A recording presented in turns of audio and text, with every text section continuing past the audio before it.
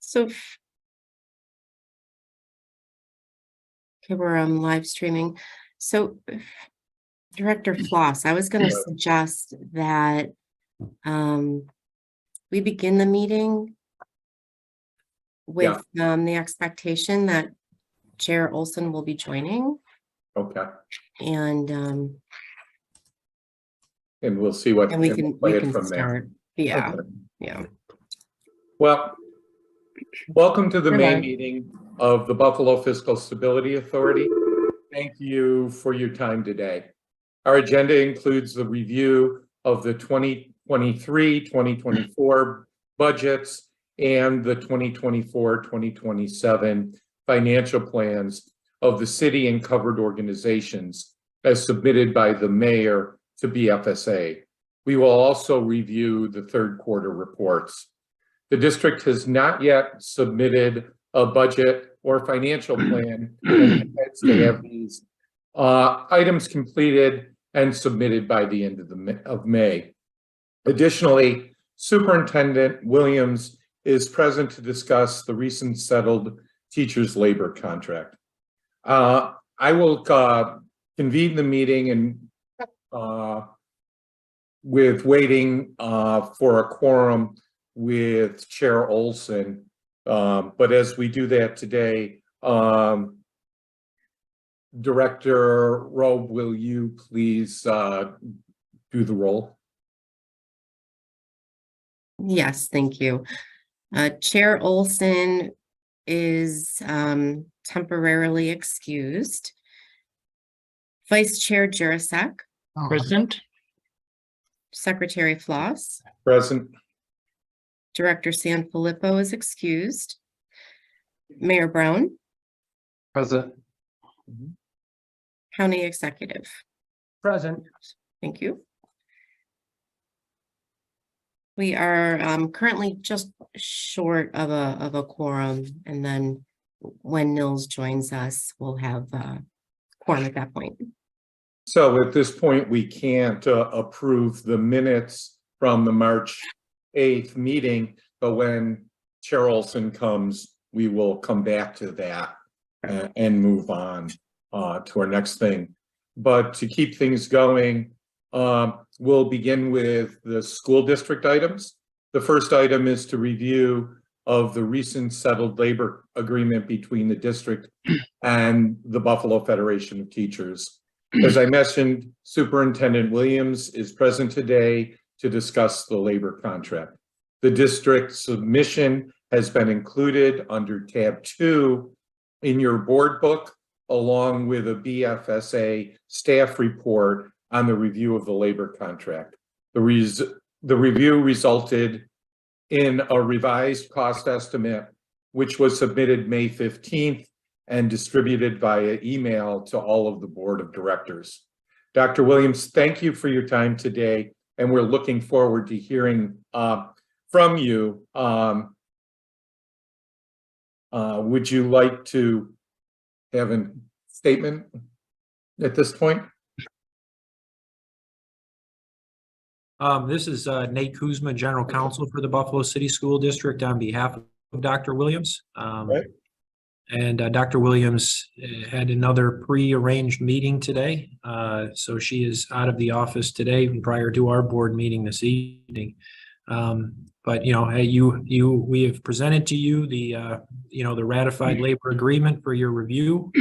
CFO Barnes is here to answer any questions that you all may have, and we welcome your feedback and input. Jeanette, do you have any statements on the contract at this point?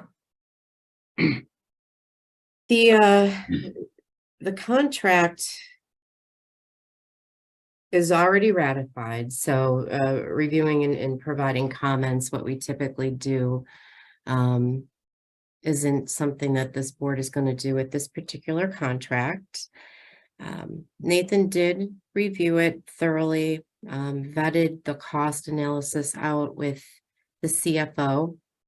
There were some revisions to the cost estimates, so I think if you were to go back to some of the articles, I believe 243 million was the 4-year cost of that contract. That's a bit higher at 255 million. We have not been able to review the cost of the contract in terms of the budget or the financial plan for next year, as those are still in process. So at this point, from a review standpoint, we can't opine as to the affordability of the contract.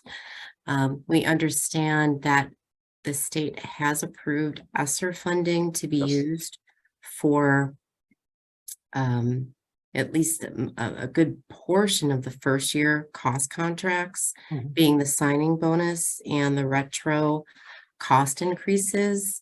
Moving forward, we'll have to see how those costs are absorbed and funded through the financial plan. Thanks.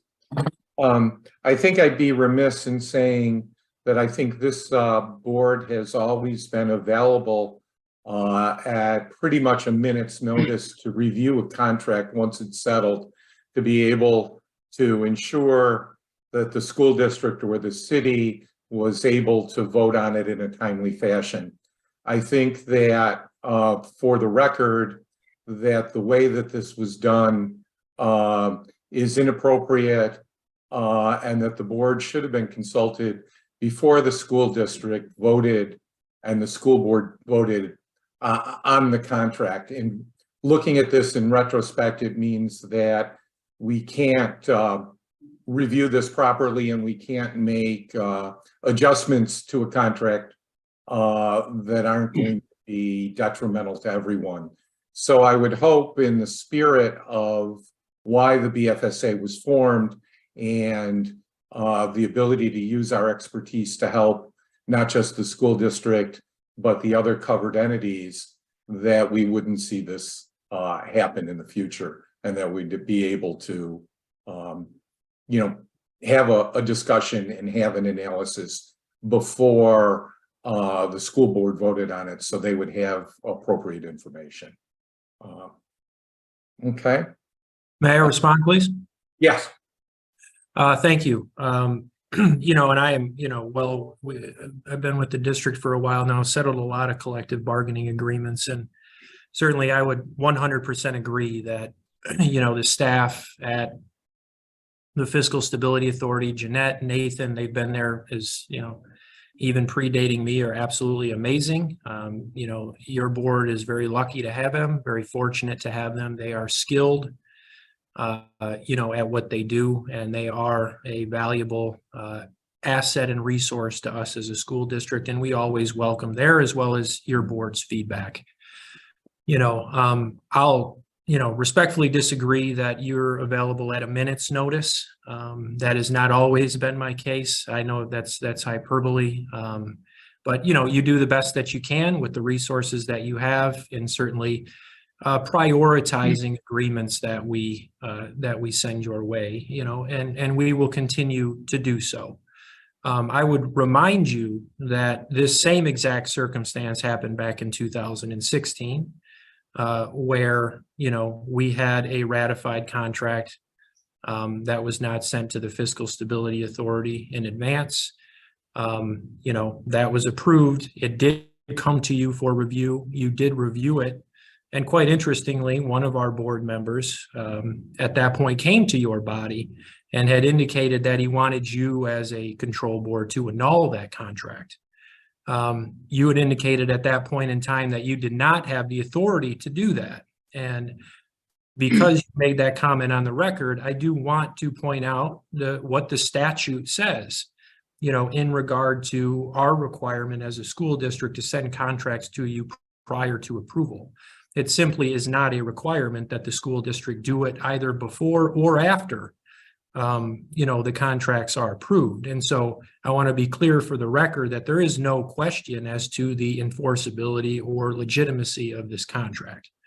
We do and will continue to do so because we value our relationship and your feedback as an organization. And certainly We will strive in the future to ensure that you get those contracts in advance of their approval. But I would also hope that you'd appreciate the uniqueness and the magnitude of a negotiation of this size and, the logistics in getting it done. And we are confident as a school district, and Mr. Barnes can speak to it if you like, as to the affordability of this cost or, of this investment in our teachers and our ability to pay for it. Mr. Grimm, do you want to respond to the issue on the statute?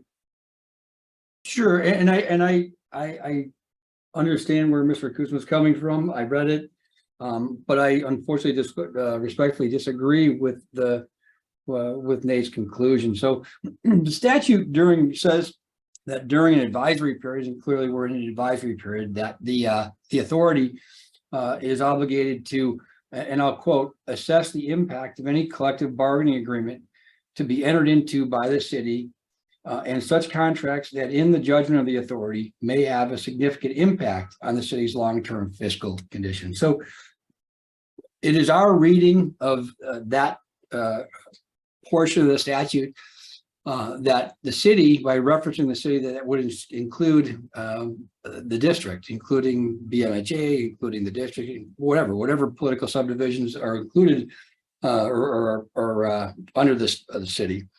But even if it weren't, even if there were if you were to take a different reading of that to say that that is not inclusive of the other political subdivisions, it's the BFSA's position that the district's collective bargaining agreements will have a significant impact on the city's long-term fiscal condition. And so in the judgment of the BFSA, those are contracts or collective bargaining agreements ought to be reviewed by BFSA. So that's our official position. Yeah, and I'm aware, and you sent that to me. I responded within a few hours. The city of Buffalo is very clearly defined in the statute as the city of Buffalo. The district is named as a covered organization, and it's very clear when it's a control period. The statute says that the covered organizations are to submit their collective bargaining agreements to the Buffalo Fiscal Stability Authority prior to approval, and the Fiscal Stability Authority can either reject or approve them. Under an advisory period, covered organizations are listed nowhere in that section. It only lists the city of Buffalo. Once again, that's specifically defined as the city of Buffalo. Our district, the city of Buffalo has no role, is not being asked, to sign or do anything as it relates to our district's contract with the Buffalo Teachers Federation. So, Mr. Grimm, and I will end there, and I don't need to speak on it any further. It's just because this is a public meeting and I want our position to be on the record. We can respectfully disagree with one another, and I do in this case.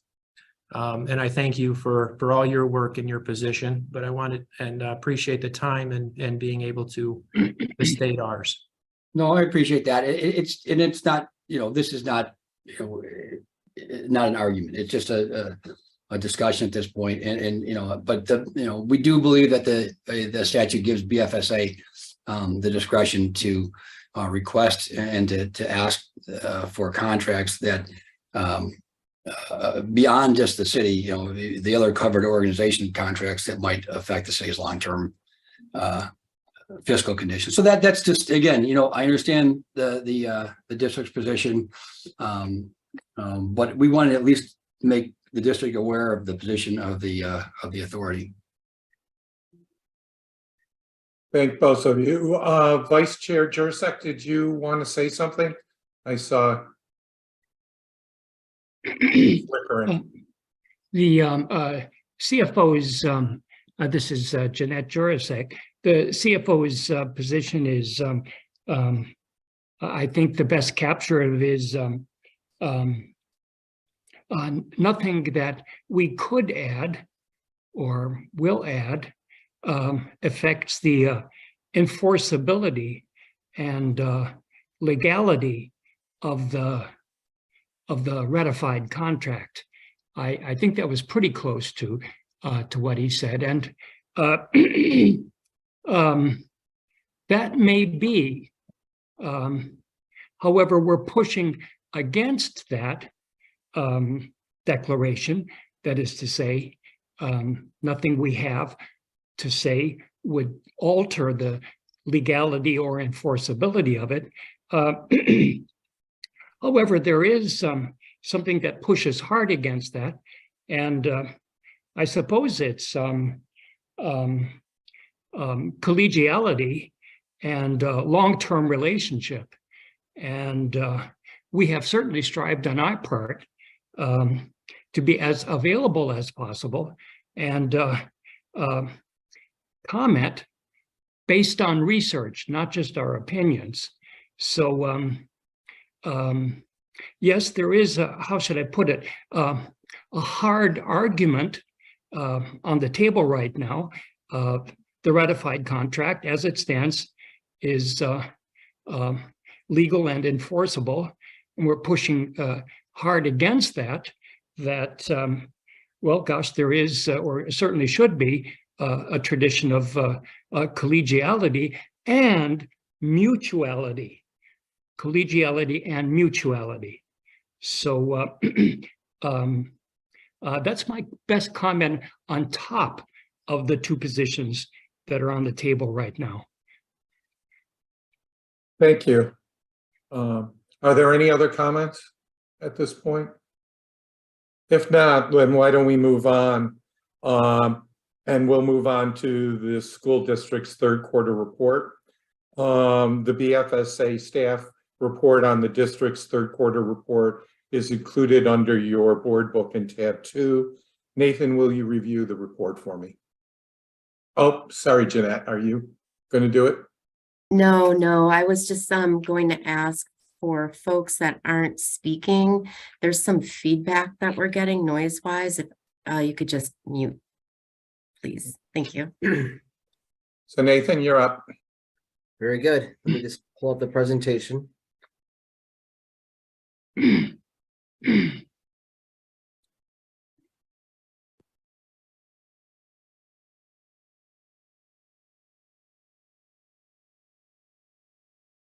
Can everyone see that okay? Believe so. Good. Excellent. Well, good afternoon, everyone. The following is a review of the Buffalo City School District's 22-23 third quarter financial results. For starters, there were some significant events that we want to point out which occurred during the third quarter. The district does continue to experience some labor shortages in several critical areas. These include transportation, specifically with bus drivers who are not district employees, but are first student employees, with TAB employees, the bus aides, with teachers, there was a 6.1% vacancy rate overall. And then finally, with building management, specifically with the operating engineers, the vacancy rate was close to 38%.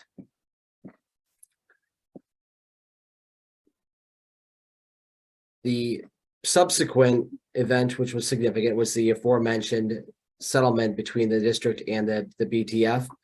Back on April 24th, the BTF ratified the CBA, and the initial estimate, they're included on this slide, $57.2 million in all funds, and BFSA right now estimates that 51.4% of the current fiscal year costs would be funded via grant ESSER funds.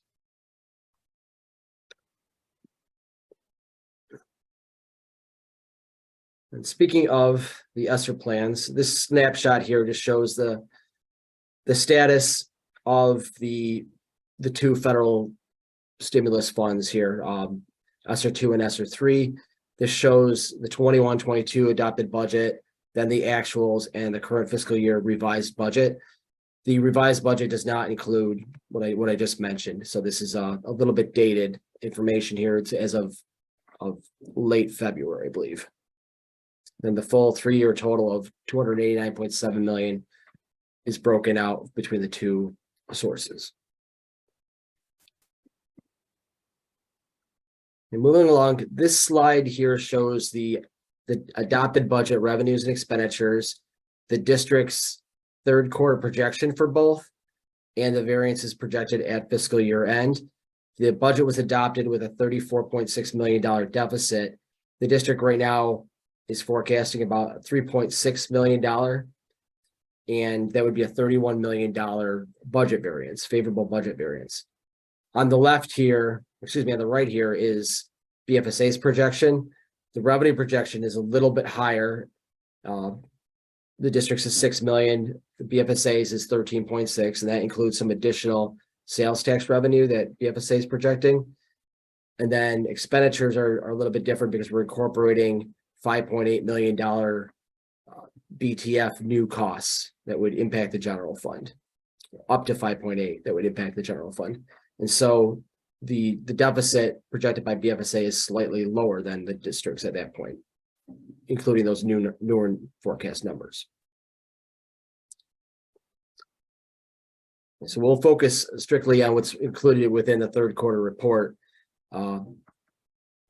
Overall, revenues are projected by the district to be $6 million over. Erie County sales tax is projected at $3 million to be favorable. BFSA's forecast is stronger at 10.6, and both the district and BFSA forecast a $3 million favorable variance within New York State aid, less building aid. As far as expenditures are, this is quite a bit different from budget. Right now, the district is forecasting a $25 million forecast overall, with $23 million of that attributed to total employee compensation, $3 million attributed to employee benefits, $5 million for transportation, and then an unfavorable variance for all other expenditures. This forecast was made as of the March 31st data, and so it's stated in that it does not incorporate the new BTF contract costs. It does include all of the, it does say that in the bottom there. BFSA's forecast, current fiscal year end, we have a $1.8 million deficit and a $32.8 million budget surplus. And this does include all of the previously settled CBAs during the year, including the BTF agreement.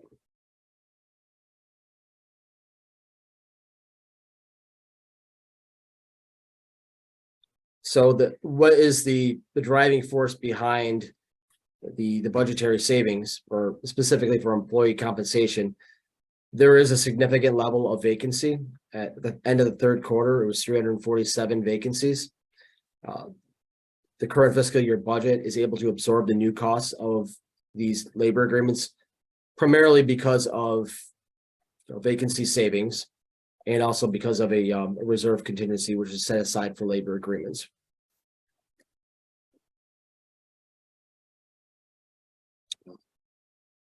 Then finally, with all other expenditures, overall, this is projected to be unfavorable by $6 million. And I'll briefly walk through a couple of the different pieces within this. Tuition overall is projected to be $2 million favorable. Contracts overall are projected to be $6 million favorable. And then there's this bottom one here, interfund transfers. The adopted budget initially was 3.1 million. The modified budget is now 8.1, and adding on top of the 8.1 is an additional $14 million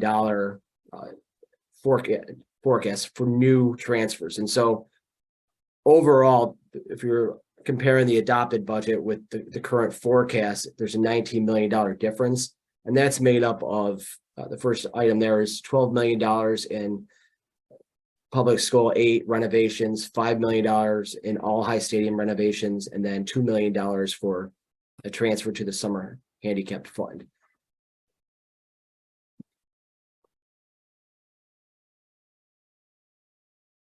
And finally, with the reserve for contingency, this is an expense line that is included within the adopted budget. It's meant to be zeroed out over the course of the fiscal year.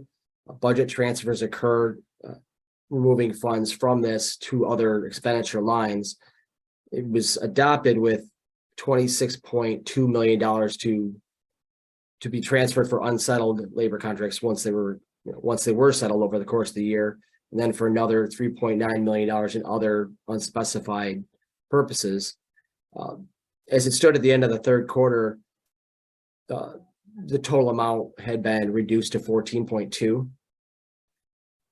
And so likely some of this would be transferred to other expenditure lines attributed, for the BTF contract. The reserve contingency right now exceeds the BFSA's general fund estimate for the BTF contract. And this is a new slide that we put together. This shows the historic actual public student enrollment in the area. It includes district students, charter students, which are Buffalo residents, and then the summation of both at the top. And on the far right of the table, you see that these are the actuals as of March 31st, 2023. So we thought it would be good to put this together to show where the adopted budget had the total number at. The district was at 32,800. The actuals 29,778. Likewise, charter school enrollment was projected to be 10,839. The actual enrollment at the end of the third quarter was a little bit lower there as well at 10,361 individuals. Nate, Yes.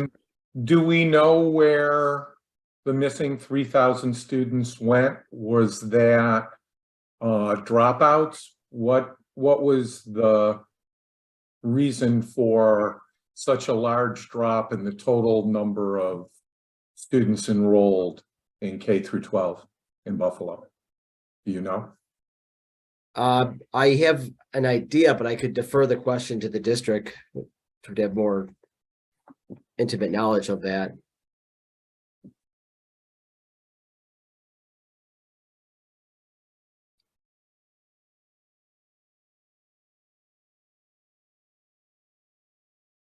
If that would be appropriate, or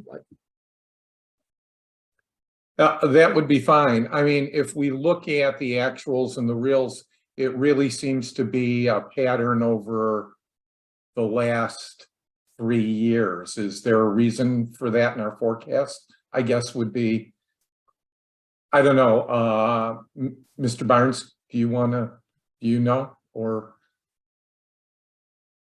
Jim, you are muted.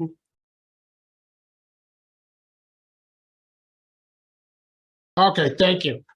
All right, I'm sorry, while I was muted, the first thing I wanted to say is the 22-23 adopted budget, the 32.8, that number, Nathan, probably includes pre-K. So that's the reason between the variance between the adopted and the actual. The 29,778 is an actual number. Now, to address the trends, our pre-K through 12 enrollment has been decreasing, and it's decreased by a rather large number over the last 4 years. In terms of the charter schools adopted budget versus the actual, we conservatively forecast, and that's one reason why we have such a healthy reserve.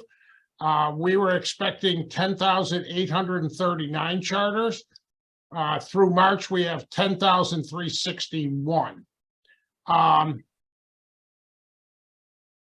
to address where the kids are going, let's say Buffalo lost 3,000 kids in the last 4 years.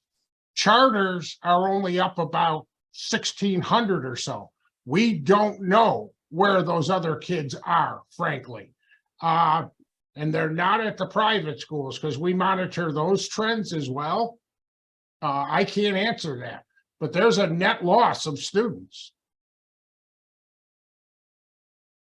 Jim, can I just confirm that the actual at third quarter versus the adopted budget, both of those numbers include universal pre-K or the pre-K numbers as well? Not the 29,778. Okay, That looks like our K through 12. Okay, I had thought they were apples to apples, but if not, I apologize. No problem. Is that true of the 21-22 budget as well? Is the difference of the 2,000 pre-K in the budgeted versus the actual? Is that what the trend, is that the trend in all 3 years? If we go back to 1920, they seem to be about this, the estimate seems to be pretty good. Is when we get to 2021 is where we see this drop in each year. I guess I'm wondering, is this COVID estimates that are changing? Is this something we would expect to see in the future? And if we're missing 3,000 students, have we looked through the K through 12 roles? Are we losing them at a certain point?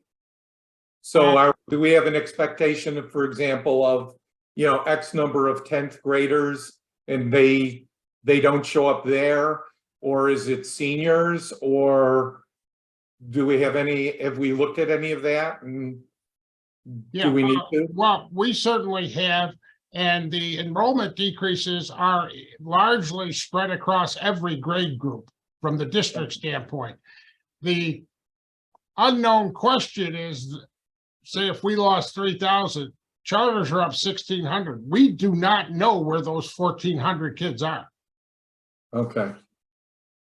So, and it's across all Yes. grades. So if I were to start out in first grade and start to forecast out, up through 12th grade, we're losing students every year. Is it in pretty much the same proportions?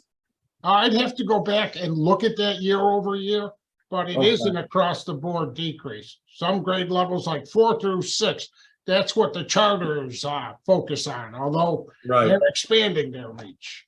So I'd have to go back and do a deeper dive with the historical data, but as of now, it's across all grade groups. Okay, thank you.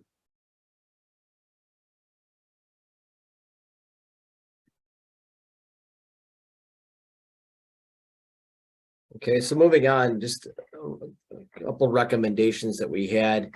The modified budget does not include the current fiscal year impact.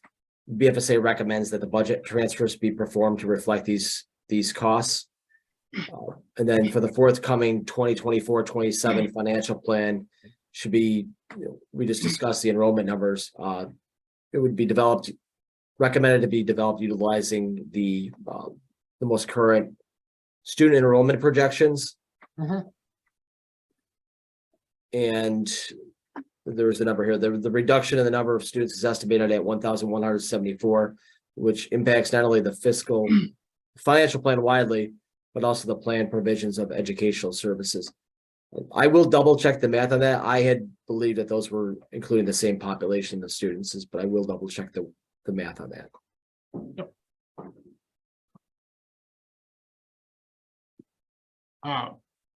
Nathan, as usual, great job. I agree with your recommendations, and those things absolutely will be incorporated. They were incorporated in the proposed budget for tonight, and they certainly will be and clearly spelled out in the assumptions of the 4-year plan. Thank you. Are there any other questions for Nathan in your report? There is the case of 180-ish missing students right now that we can't locate on in our data graphics, and there is speculation that some of those are pre-K, and the question is whether that's the students are pre-K or K through 12.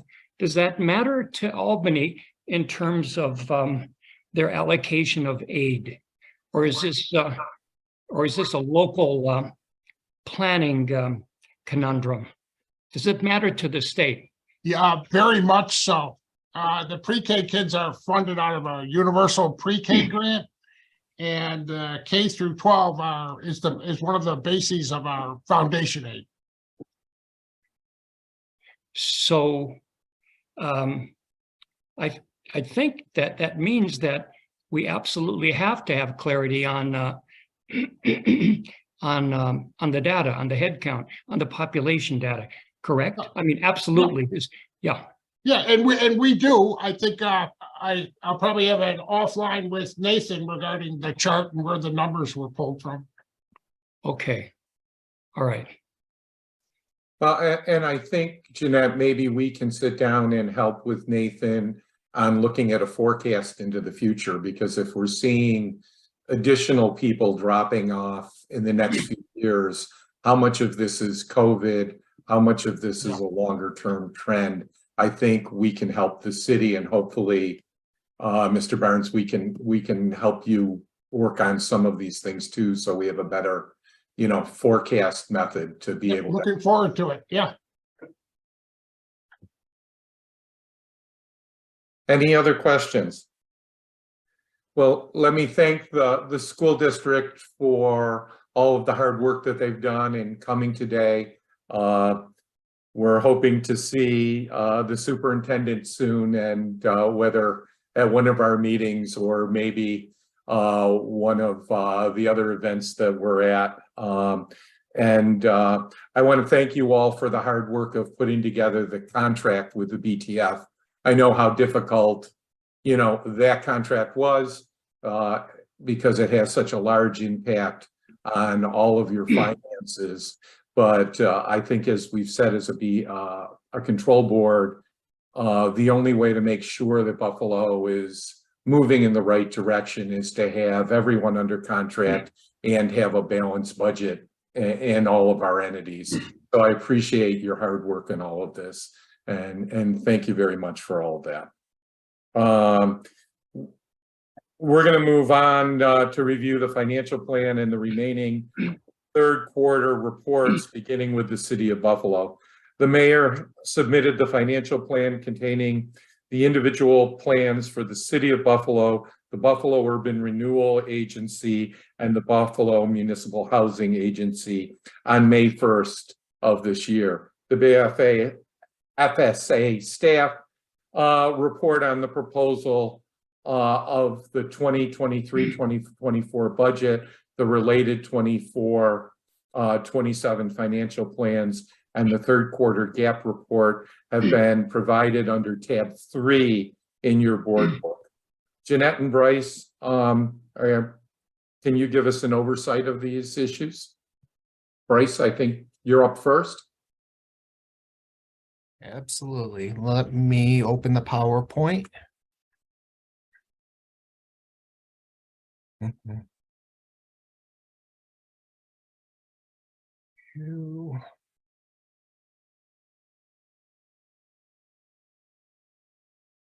All right, good afternoon. Thank you for giving me the opportunity to address the board this afternoon. I'll begin my review with the City of Buffalo's 2023-24 proposed budget and the 24-27 financial plan. The first chart we have here is just a summary of revenues and expenditures over the 4 years of the financial plan, increasing from 582 million in fiscal year 23-24 to 604.6 million in fiscal year 26-27. Over the 4 years, the financial plan totals $2,363,200,000.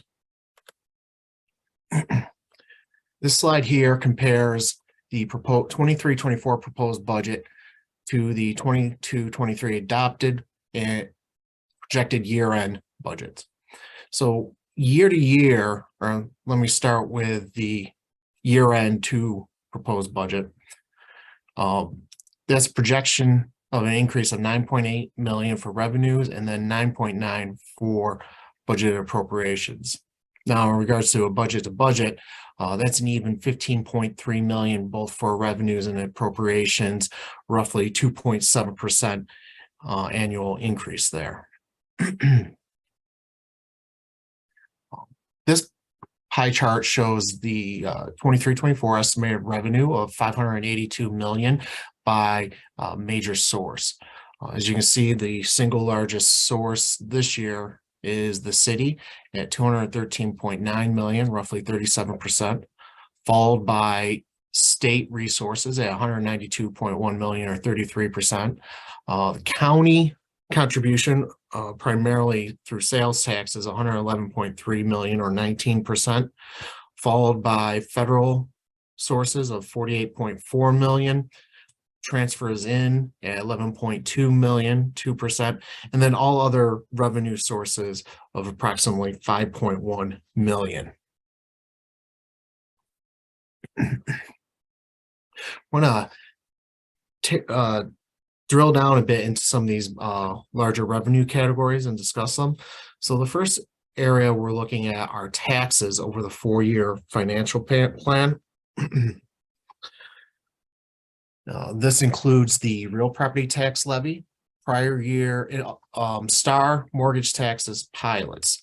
In addition, in the proposed budget 23-24, there is an additional $6 million for prior year arrears that will be funded through the City of Buffalo's rescue plan. So that's a one-time occurrence. But over the financial plan, taxes are expected to increase from 176.3 million to 180 million. Now, it is noted, well, I'm getting ahead of myself there, I apologize. The estimated taxes revenue is 176.3 million and represents 30% of estimated revenues. The proposed real property tax levy is 158.9 million. This is an increase of 5.9 million or 3.8% year to year. And there is that additional 6 million included for prior year arrears. Taxes are projected to increase 2.1% or almost 4 million from 176.3 million to 180 million over the financial plan. This is attributed to increase in real property tax levy. Tax levy is projected to increase by 1.9% annually over the financial plan. Now, the city-wide reassessment is set to begin in fiscal year 23-24. The new assessed valuation will be effective in fiscal year 25-26. The current financial plan does not include any potential increases of the real property tax levy impacted by the reassessment. So that 1.9% annual growth over the financial plan is really built in to increase the property taxes there. City is currently utilizing 45% of the available taxing levy. This year's constitutional tax limit is 352.6 million. So that leaves roughly 194 million or almost 55% of the constitutional tax limit.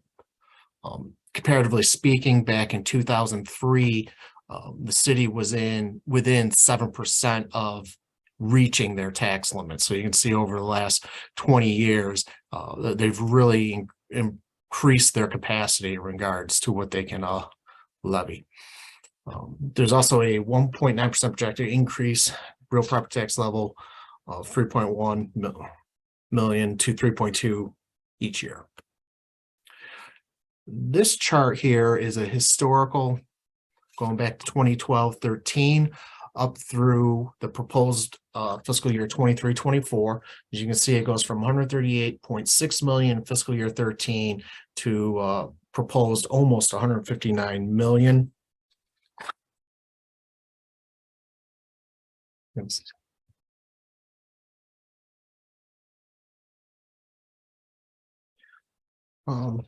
This is a breakout of the tax levy. Of the 158.9 million, the city is retaining 88.1 million and provides the district 70.8 million. This amount's been held constant for the last several years. The homestead rate in the proposed budget is $10.73 per 1,000, and the non-homestead is $18.72 per $100,000.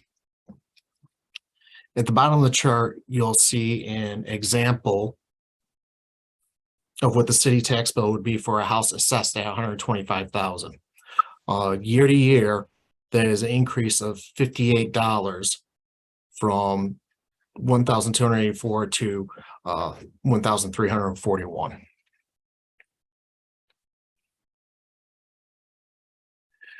Next section we have here is the intergovernmental revenue over the financial plan. Intergovernmental revenues include New York State aid and incentive to municipalities, usually known as AIM, sales tax, the tribal state compact casino revenue, the federal ARPA dollars, and a new cannabis tax. Intergovernmental increases from 331 million to 348.4 million. I'm sorry, an increase of 17.5 million or 5.3% over the financial plan. So in fiscal year 23-24, that 331 million represents 57% of total city revenues. The intergovernmental revenue category increases annually. In fiscal year 24-25, that's an increase of 4.6 million to 335 million, increases an additional 3.5 million to 339 million. And then the final year of the financial plan increases by 9.4 million to 348.4 million.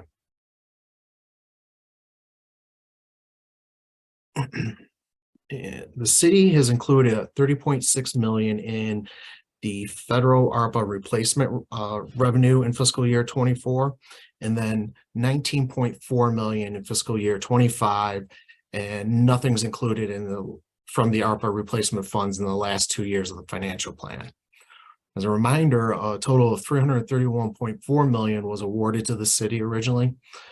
The city has included $50 million in the financial plan for lost revenues due to the pandemic.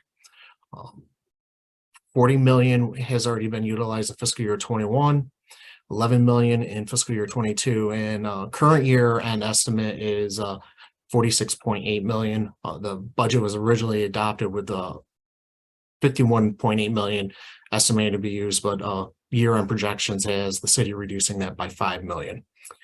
The city intends to submit a revised ARPA plan reflecting the reallocation of resources. Currently, there is a shortfall of 50 million within the ARPA recovery plan compared to the city's financial plan. So currently, the financial plan's revenue estimate is currently overstated. Tribal state compact casino revenue. The city has included $52 million of casino revenue over the financial plan. 11 million in the first 2 years, and this increases to 15 million in fiscal year 26 and is held at that amount in fiscal year 27. BFSA has requested additional support for those estimates in the out years. This revenue is a little hard to determine the appropriate rate of this revenue coming in that it had been held back by Seneca Gaming for several years before the one large payment that was made last spring. So there is no real recent history for the city receiving these revenues. In that, so the out years are questionable, and we've requested additional support on that. And then it's noted that the current compact extension expires in December of 23. And this is a contract negotiated between Seneca Gaming and New York State. Even though the city of Buffalo is a party and receives a share of the resources, they are not a primary party to the negotiations.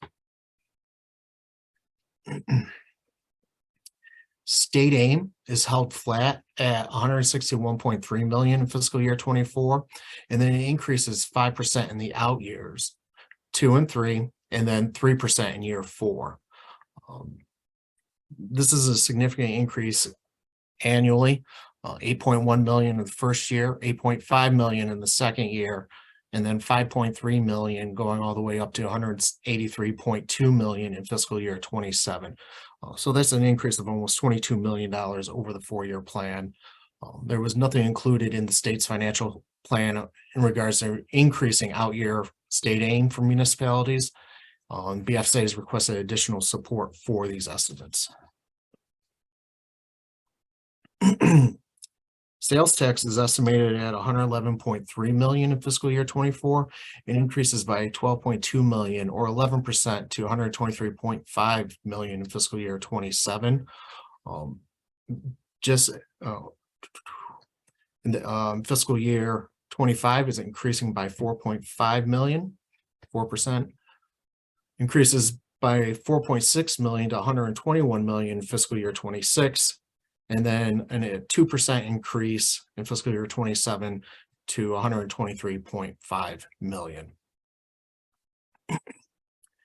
Sales tax is increasing by 17.8 million, roughly 21% between fiscal year 21 and 22 and 22 and 23. And that was due to the higher than expected sales tax collections in that year. Current year end estimates of 108.2 million are approximately 4 million favorable variance compared to the budget amount of 104.3. So sales tax is still currently a strong revenue, but should be monitored going forward. The cannabis tax is a new revenue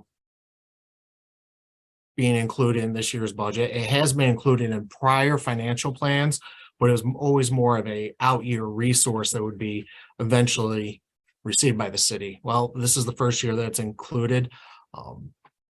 The city's May 1 budget and financial plan included 51 million in cannabis tax over the 4 years, including 8 million in fiscal year 24, increasing to 10.7 million in fiscal year 25, 15.5 million fiscal year 26, and then 16.8 million in fiscal year 27.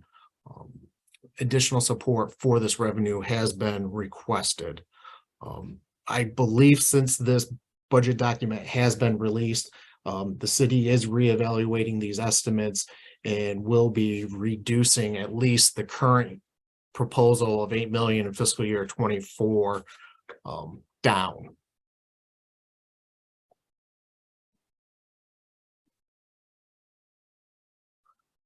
Moving on to fines. Fines over the financial plan are increasing from 10.4 million to 11.8 in fiscal year 26-27.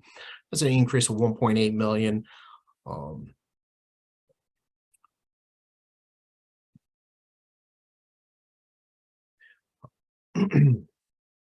I'm sorry, that was 1.4. Fines total 10.4 million or 1.8% of the 23-24 budgeted revenues. They're increasing by 1.4 million or 13.2% over the financial plan. The increase is primarily attributed to the parking tax, fines, and penalties, as well as in proposed fiscal year 23-24. There's an increase of 1.8 million compared to the current year, and this is attributed to the implementation of the school bus arm cameras.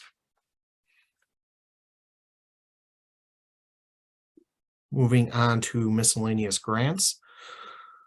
Miscellaneous grants are budgeted to decrease by approximately $1 million over the financial plan, going from 16.1 in the proposed 23-24 fiscal year up to 18.1 million in fiscal year 25, down to 15 million in fiscal year 26, and then 15.1 million in the final year of the plan.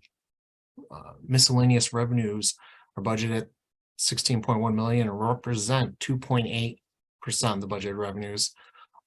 Sale of capital assets is budgeted at 4.5 million in fiscal year 23-24. Increases to 5.8 million for 24-25. And then the estimate decreases down to just shy of $1 million in the last 2 financial years. A large component of that is the sale of a parking ramp at 3.1 million in fiscal year 24. There are several remaining revenues that have been grouped together, including service charges, non-property taxes, licenses and permits, and interest. Over the financial plan, those revenues are estimated to decrease from 37.1 million to 33 million in the final year of the plan. That's a decrease of 4.1 million or 11.1%.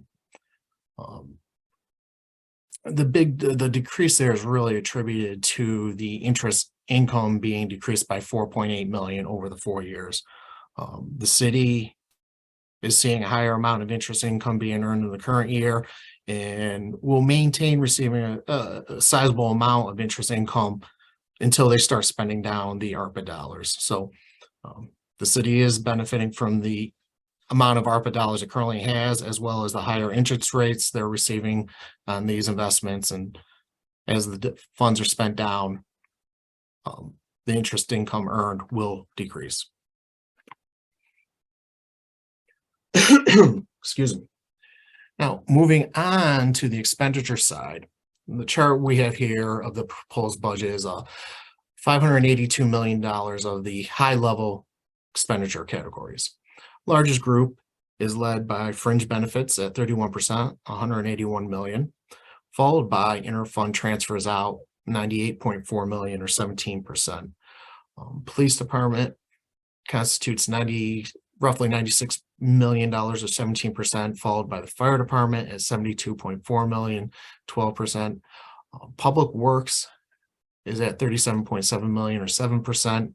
Utilities at 18.3 million or 3%. And then all other city departments at 78.5 million or 13%.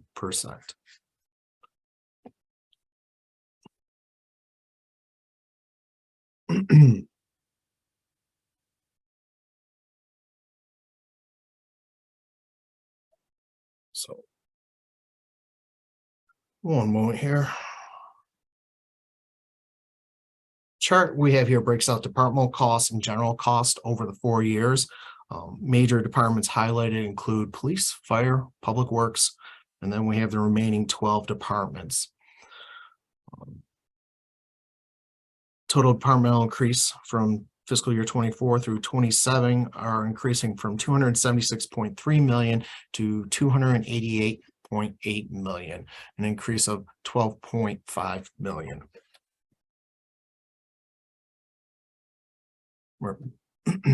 So year to year, general fund expenditures are budgeted increase from 566.7 million to the proposed budget of 582 million. That represents an increase of 15.3 million or 2.7%. Total departmental spending of 276.3 million. That budget to budget, that's an increase of roughly $10 million, almost 4%. It includes an increase of 11.3 million or 5.2% for projected amounts for step and wage increases. It does include 200,000 for fire overtime increases and remaining balance of 11.1 million for salary and wage increases. There's an increase of 2.1 million for services, a decrease of 3 million for capital outlay, and a decrease of 600,000 for supplies. The decrease of the capital outlay is really related to purchases of vehicles made in the current fiscal year that are not being carried forward at the same level in the proposed fiscal year 24 budget. Year to year, the police department is increasing by 5.2 million, 6.1 million increase for step progression. Part of that, as well as recognition of the arbitration award from 2023 or 2022 last summer. And then there was a decrease of 900,000 for capital outlay. Fire department is increasing by 1.4 million, and 1.7 million of that is related to step progression, and then 200,000 for fire overtime.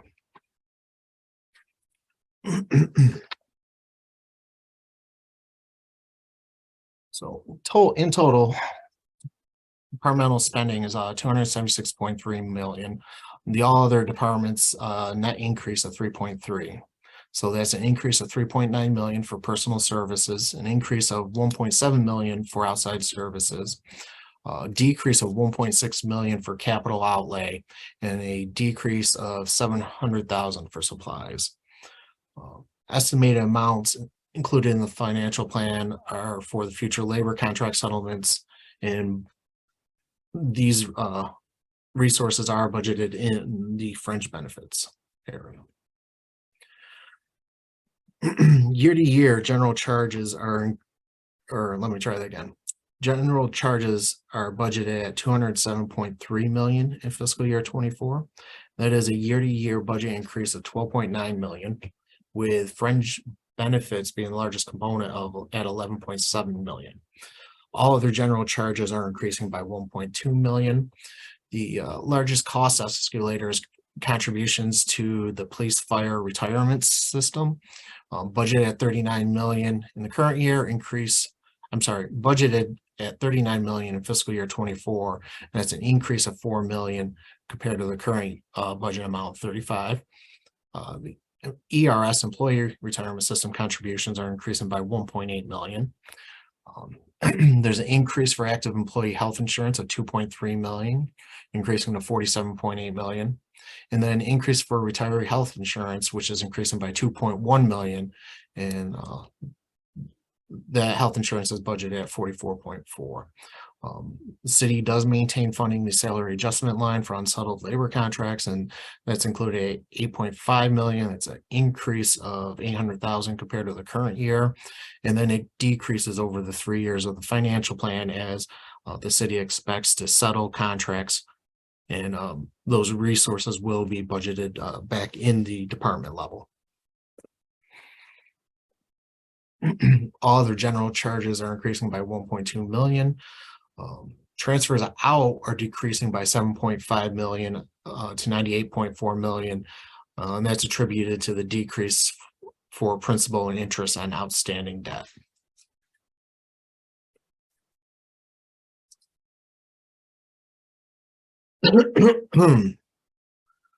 Over the financial plan, expenditures are projected to increase 22.6 million or 4%, with the departmental increases at 12.5 million and general charges increasing at 4.7.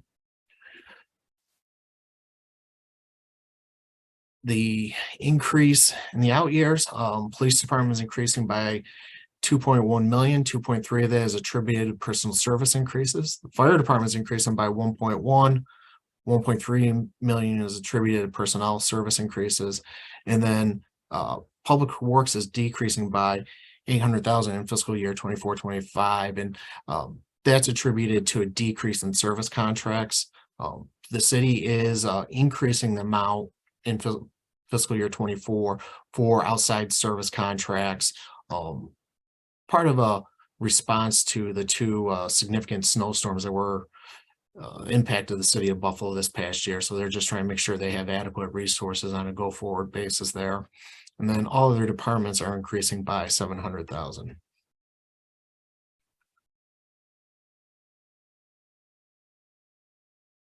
The average annual increase over the financial plan is less than 1% at 0.7%. General charges are increasing by 0.4% in fiscal year 25, 0.8% in fiscal year 26, and 1% in fiscal year 27. The fringe benefits are increasing 3.8 million, approximately 2% over the financial plan. Health insurance is increasing at 4.2 million, approximately 1%, 1.5% annually. Pension payments are increasing by 1.5 million. Over the financial plan, approximately 1%, and then the salary adjustment line is decreased by 3 million. Utilities are increasing by 500,000, 3% over the financial plan as well. Interfund transfers out increased by 5.4 million over the financial plan, and these increases are related to the payment of principal and interest on the debt. Transfer to the school district is held flat at 70.8 million over the financial plan. Capital debt service fund is increased from 27.2 million to 32.6 million in fiscal year 27, and transfer to capital project funds is flat at 400,000 annually.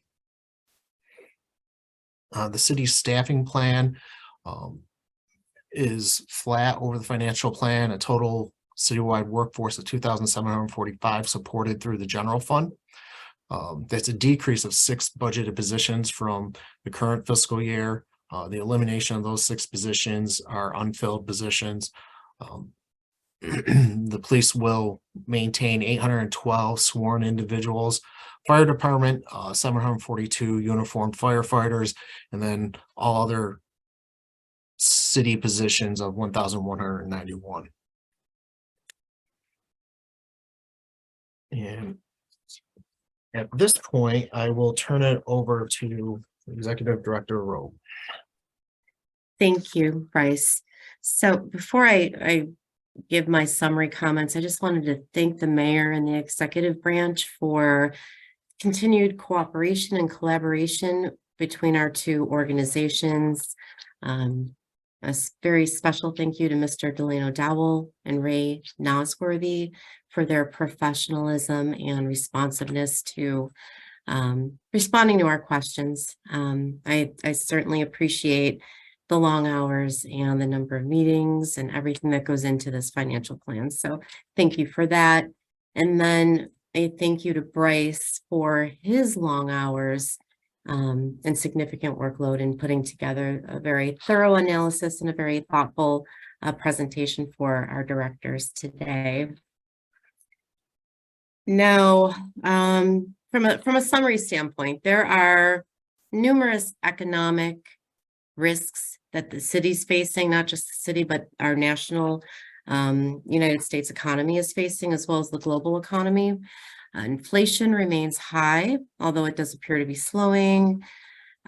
There are, to combat inflation, the Federal Reserve reacted by raising rates several times, as we're aware. The current Fed rate is 5.25%. There are signals that high inflation is abating and that the Federal Reserve may be done increasing rates, but time will tell on that.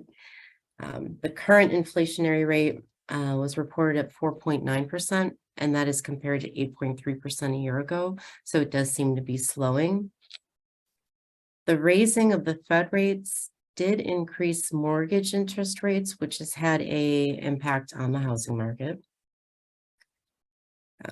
The raising of the Fed rate is also considered a key contributing factor to the failure of 3 U.S. banks, which happened in March of 2023.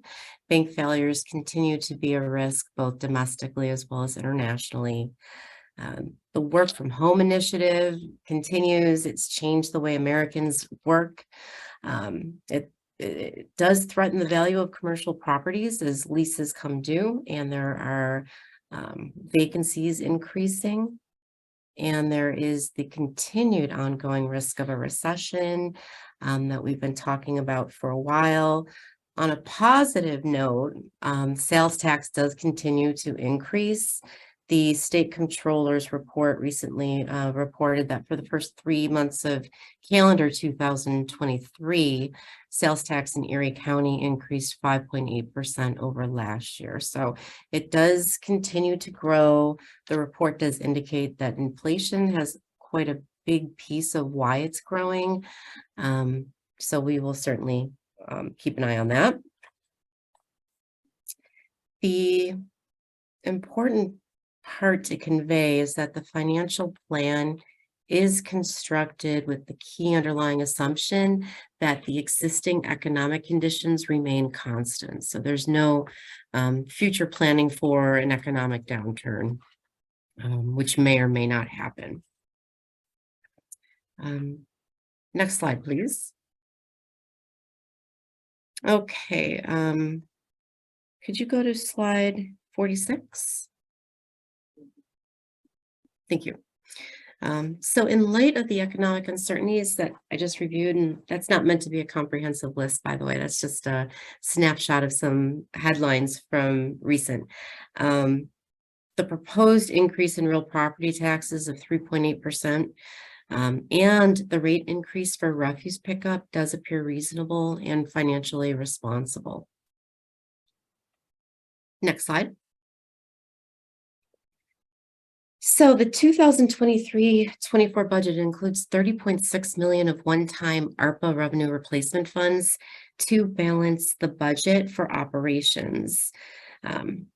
This does require an immediate revision of the city's ARPA recovery plan, which is in process from our conversations that we've had with Mr. Dowell. ARPA funds are also included in the financial plan. As Bryce was mentioning, 50 million is included. So the modified plan will not only address the ARPA dollars for year one, next year's budget, but also year two. And additionally, one-time 6 million of ARPA money is used to is being allocated to assist in the payment of outstanding property taxes. And the the pressure in the financial plan as these ARPA dollars back out in the last 2 years, it's visible in the general fund, and we'll talk about that a little bit. So ARPA revenues, I'm on slide 48, thank you. So ARPA revenues in the 2 final years, it's replaced with a twofold approach. The first is ongoing assumption that the city returns to pre-pandemic levels in terms of revenue. And that seems to be consistent. The state controller recently reported that the recovery does continue in New York State. It is slowing, but it does continue. So there is that assumption that this gradual return will continue. And the second is either through revisions to certain revenue estimates, or in this case, recognition of a new revenue estimate, which is the cannabis tax. So over the financial plan, 51.1 million is included.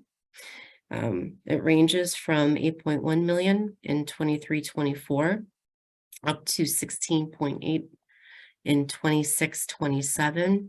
And in order for us to be able to express an opinion as to the reasonableness of this revenue estimate, we have asked for additional information, and that carries forward to the draft resolution that you have for you today too. Next slide. Bryce talked about the casino revenue. The tribal state compact does expire this December. Excuse me. We've also requested support for not so much the 11 million that carries forward every year, where that's kind of static, but it jumps up by 4 million annually in year 3 and year 4 of the financial plan. And we've asked for support for that 8 million for those 2 out years. Next slide. The city has forecasted increases to state aim over the financial plan of approximately 22 million, with annual increases between 3 and 5%. We've also requested support in order to opine on that revenue estimate. Next slide. So in total, those 3 categories represent $81 million over the financial plan. Next slide. Additional key findings are summarized at the end of the report. I've got a quick little bullet point for each of these.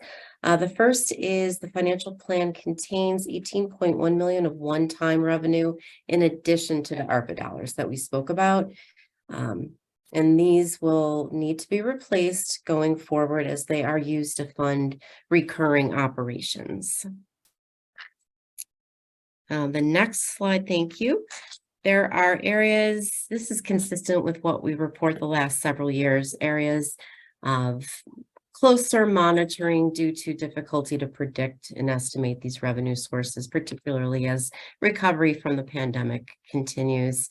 There's the parking meter fees, parking tags, fines, fees, traffic violations. We added mortgage tax to the list this year due to the disruption in the housing market with the increased mortgage rates.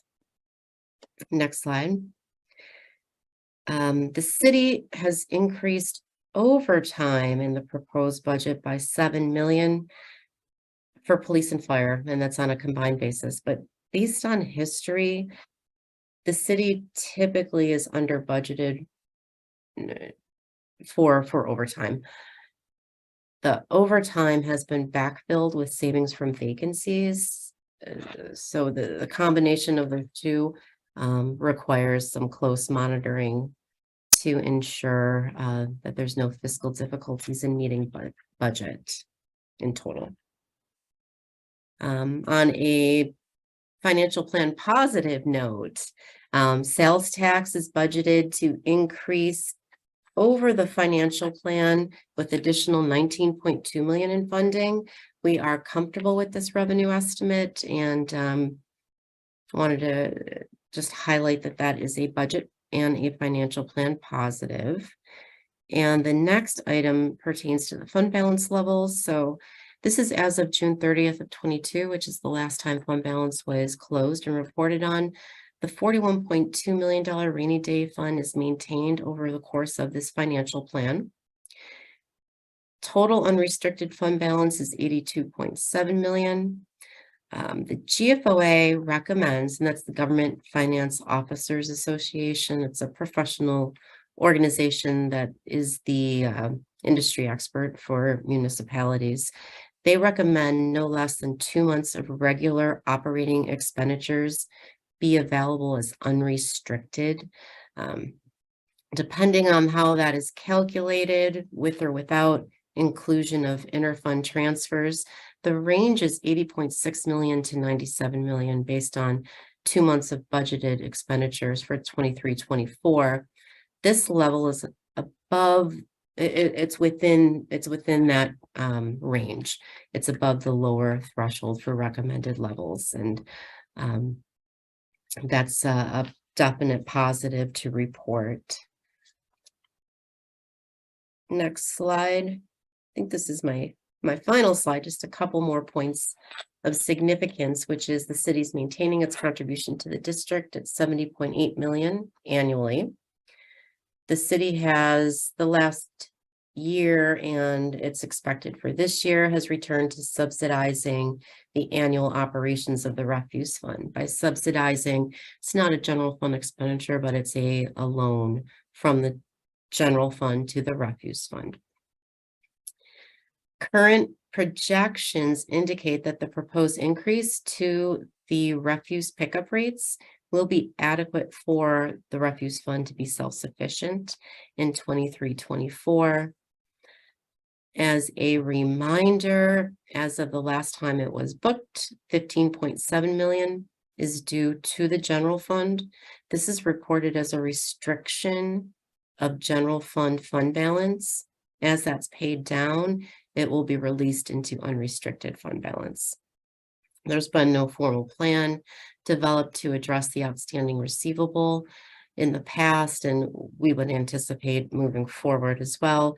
Cash surpluses would be applied against the receivable. This concludes our presentation on the financial plan, and we can take any questions on any of these items. I'm sure Delano, you might want to speak on a couple items. I hope it did your financial plan justice. Congrats on your first plan. Thanks. Go ahead, Delaney. Thank you, Jeanette, and thank you, Bryce, for what you have done, especially giving a summary of the city's 4-year plan and also your help in this process.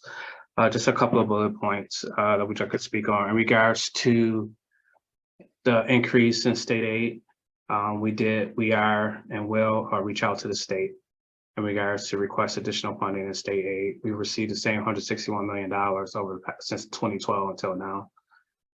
So the mayor will reach out to the governor and discussions, and that's why we anticipate receiving an increase. I think by the city increasing its tax levy is showing the state that we do need additional revenues in order for the city to continue to provide the services that they have been providing. So that's the goal, and that's why we started that increase in fiscal year 25. Second, in regards to the cannabis, our goal right now, we fully understand how ARP is helping the city budget its expenditures for the most part since fiscal year 21 until now. So the goal was to look for additional revenues and maintain expenditures for the most part. Cannabis, we initially included $8 million for fiscal year 24. We have now had discussions where we will reduce that projection down to $3 million. And then we will look at the outer years also. And we are looking, and we do have documentation indicating that the projection for cannabis for the city of Buffalo, as far as the tax, ranging between 20 to 25 million, 20 to 22 million a year. We will provide that documentation to you, to your group. Also, the Common Council is asking for the same information, so we'll get that to you. And like we know, this is a new tax, new service. We don't have data to really to support it, but we're just going off with the information that's provided to us at that point in time that we did the projection. 3 was the revised ARPA plan. We know an original spending plan, we projected to use $100 million in lost revenue.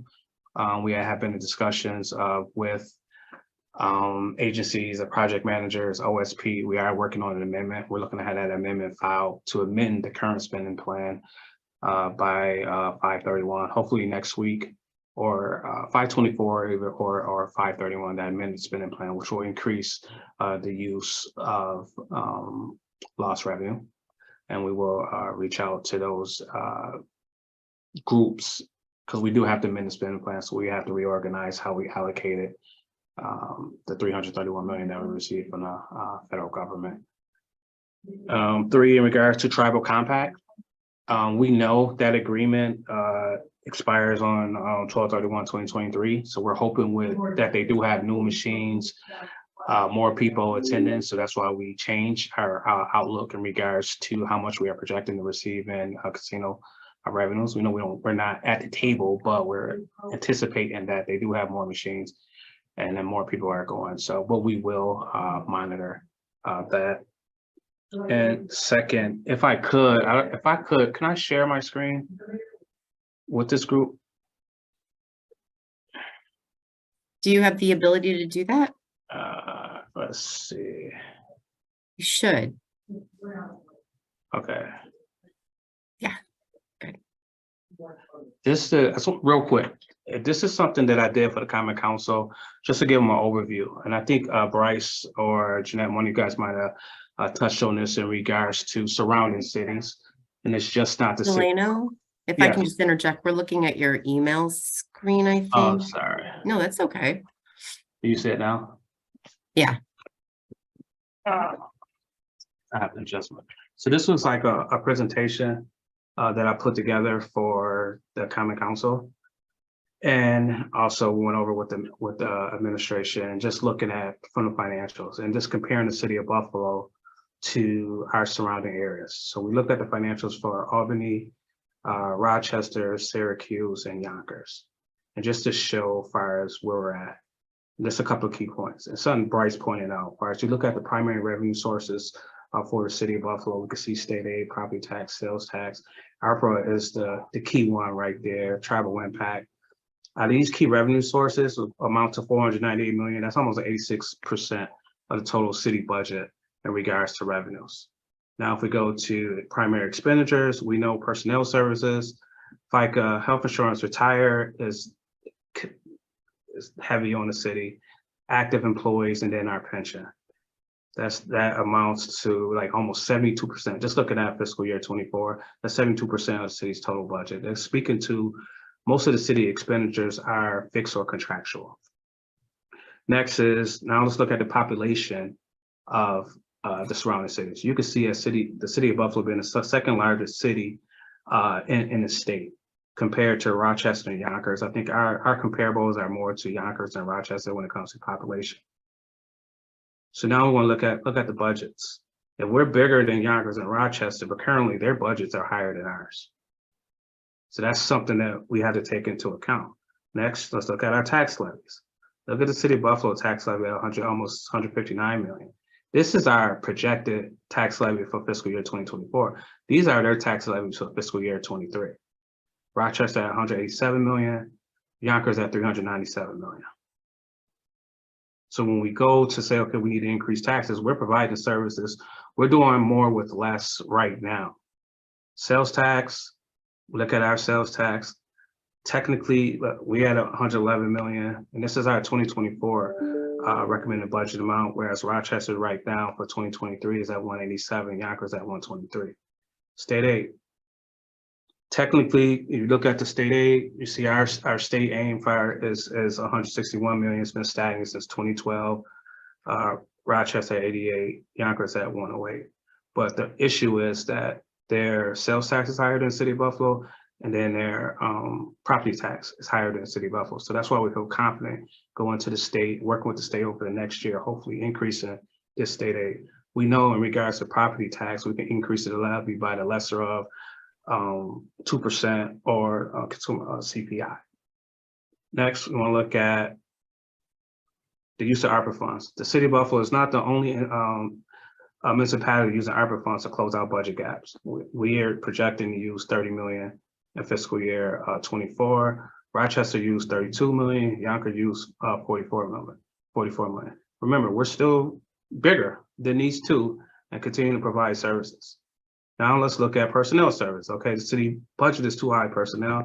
If you look at Rochester and Yonkers, their personnel service is much higher than ours. One of our heaviest expenditures, fringe benefits, 172, 165, and 182. So you can see the comparables where it's just not the city of Buffalo, it's the surrounding areas also. Then you look at our debt service, I believe Bryce just mentioned where we're paying less this current fiscal year at 34 million. Well, not in fiscal year 24 at 34 million, where you look at Rochester and Yonkers. And the last thing I want to show is the use of fund balance. We're not using fund balance to offset our budget shortfall, whereas Rochester and Yonkers both are using not only ARPA dollars to close out their budget shortfall, but also using fund balance.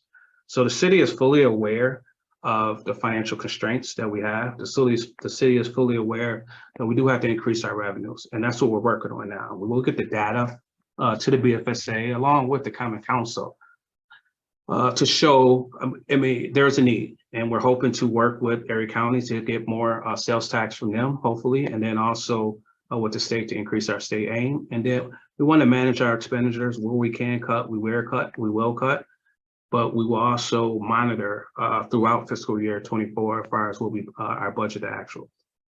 So, and this data, as far as that's on these slides, I can provide that data to the BFSA. I don't know if we have any questions in regards to anything that was discussed, but I can answer that right now.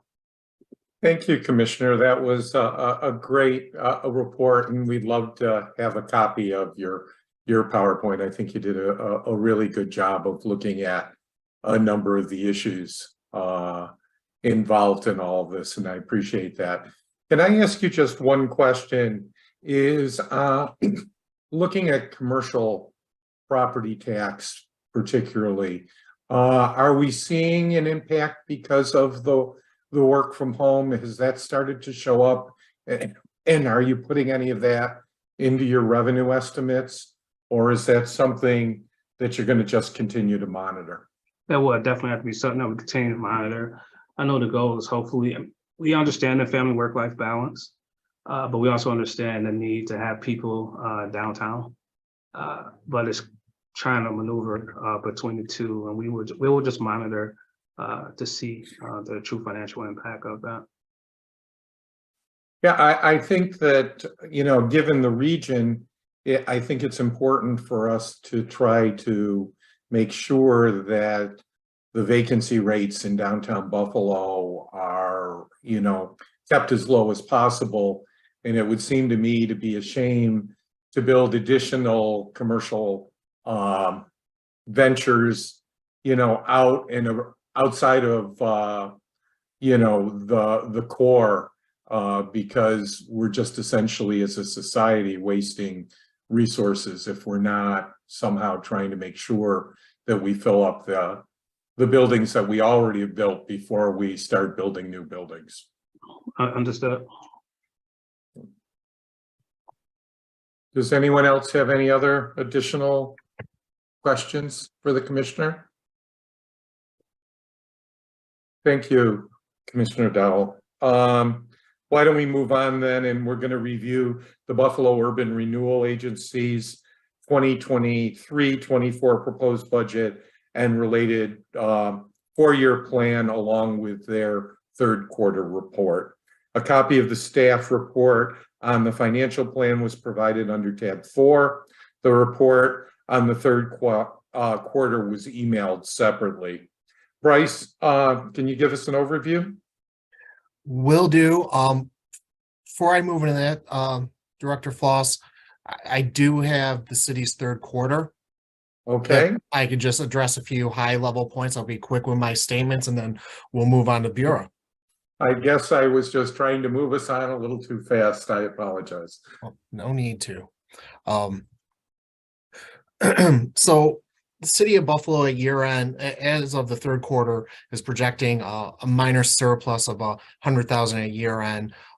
Revenues are actually higher than adopted budget at 5.4 million. Expenditures are coming in higher at 5.3 million. So that's a net of 100,000. But what isn't, there's going to be a year end adjustment, reconciliation for the ARPA program funds, which are flowing through that transfers out. So that's going to be approximately 7.6 million. So that favorable variance of 100,000 is going to be closer to 7.7 million at year end.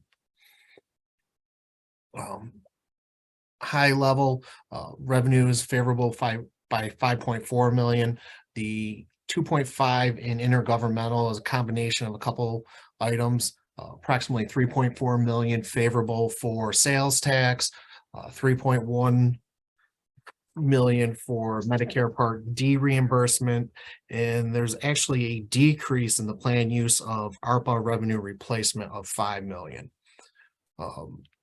Significantly also, interest income is higher than initially budgeted by 8.2 million, and that goes to my earlier comments where the city has the ARPA funds as well as a higher interest rate. So there's been a significant amount of interest income earned this year.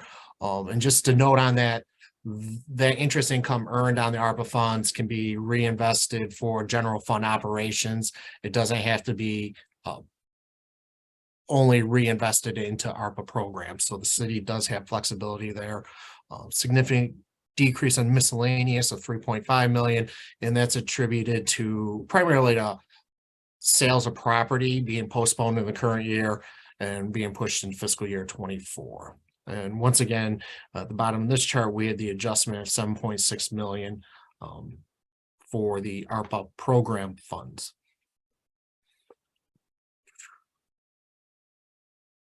Expenditures, two areas that are over budget compared to the adopted budget are the police department at 6.3 million, as well as public works at 6 million.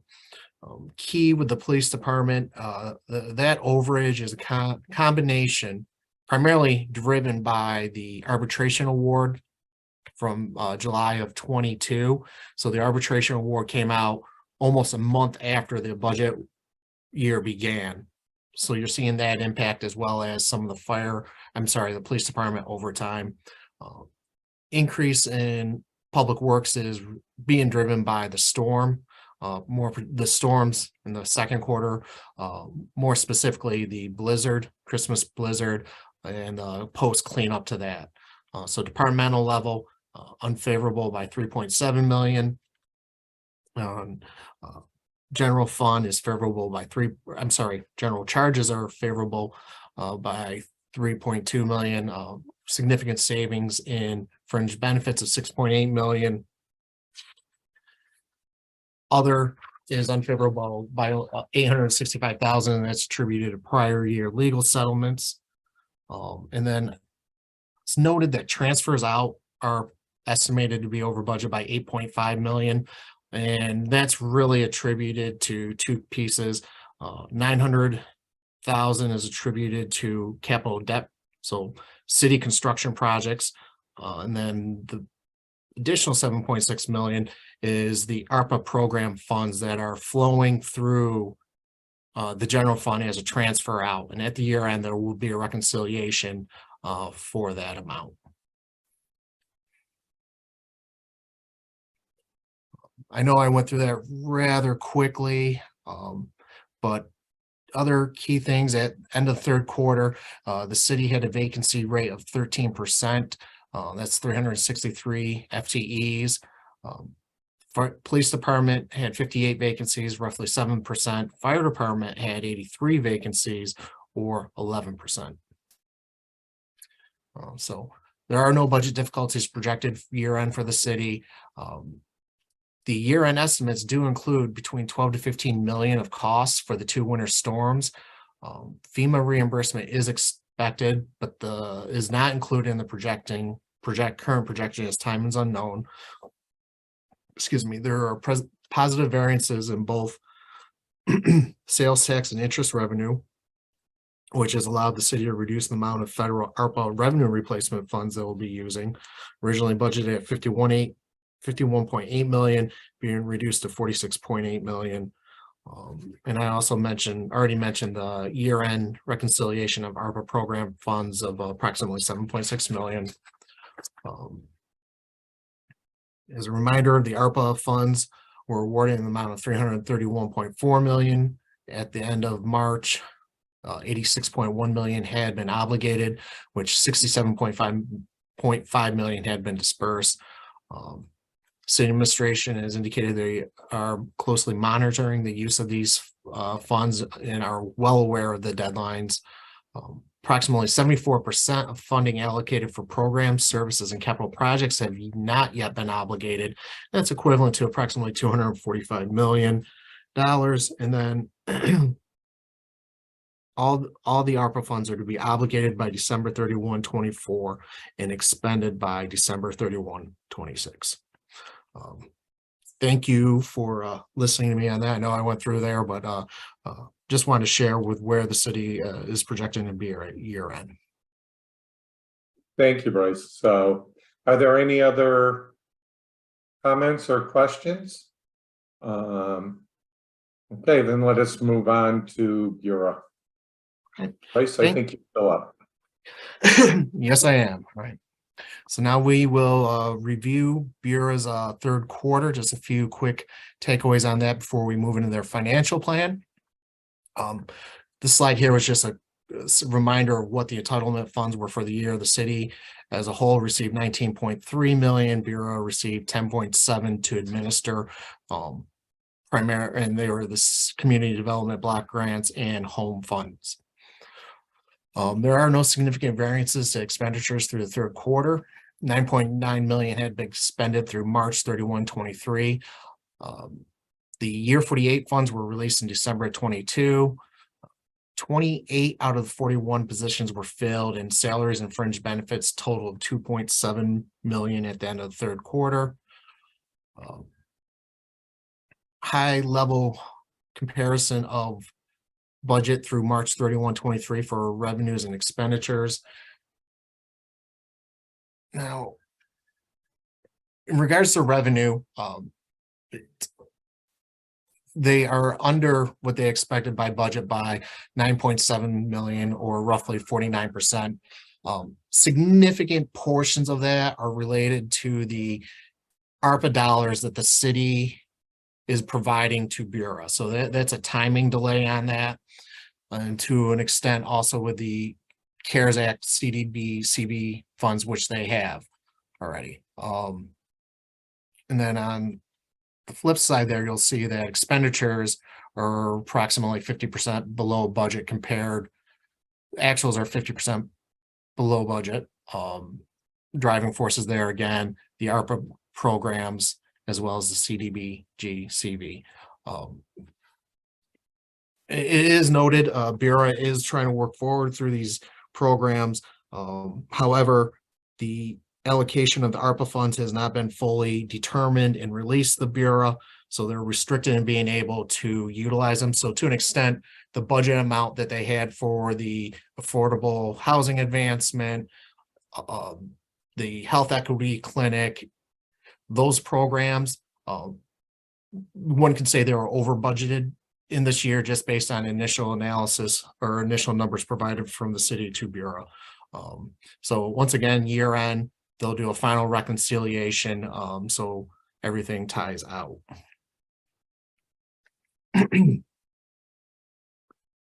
Moving on to the financial plan. Bureau has received their initial year 49 entitlement funds award notice. There is a slight year-to-year decrease of almost $180,000 in regards to that. Bureau has received several additional funding sources and grants, which are reflected in the 24-27 financial plan, and include 6.2 million from the City of Buffalo Home ARPA, 4.8 million from the ARPA Affordable Housing Advancement Fund, balance of 2.3 million from the CDBG CV CARES Act funding, and then 1.6 million for the lead hazard grant. The out-year revenues are budgeted conservatively, with decreases attributed to spend down of these outside grants, primarily the CDBG CV, ARPA funds, and the lead hazard. So there's a decrease of 11.3% in fiscal year 25. That increases to 6.6% in 25-26, and that amount's held in the fourth year of the financial plan. Annually, subrecipients are expected to receive approximately 3.1 million of entitlement funds from Bureau in year one, and that amount increases to 3.3 by year four. That's just an estimate, because depending on how the timing of requests from the subrecipients to Bureau could bump some of those dollars. Bureau is allowed to use prior year entitlement funds. So depending on the timing of the project, from when it begins to when it actually closes out, can fluctuate from year to year and will occasionally impact those amounts. What we have here is the HUD entitlement funds notice for year 49. Approximately 19.1 million will be received by the city. Bureau will be receiving 10.4 million of that, and the City of Buffalo will administer the remaining balance of 8.7 million. Year to year, this snapshot just shows where the changes are. The bottom two lines are the emergency shelter grants and HOPA, housing opportunities for persons with AIDS. Those funds are solely administered by the city. It's the CDBG and the home funds that are, well, it's really CDBG funds that are split between the city and Bureau. As you can see, there's a decrease in CDBG of 179,000, decrease in home of 75,000, decrease in ESG of 16,000, and those decreases are offset by an increase of 91,000 for HOPA assistance.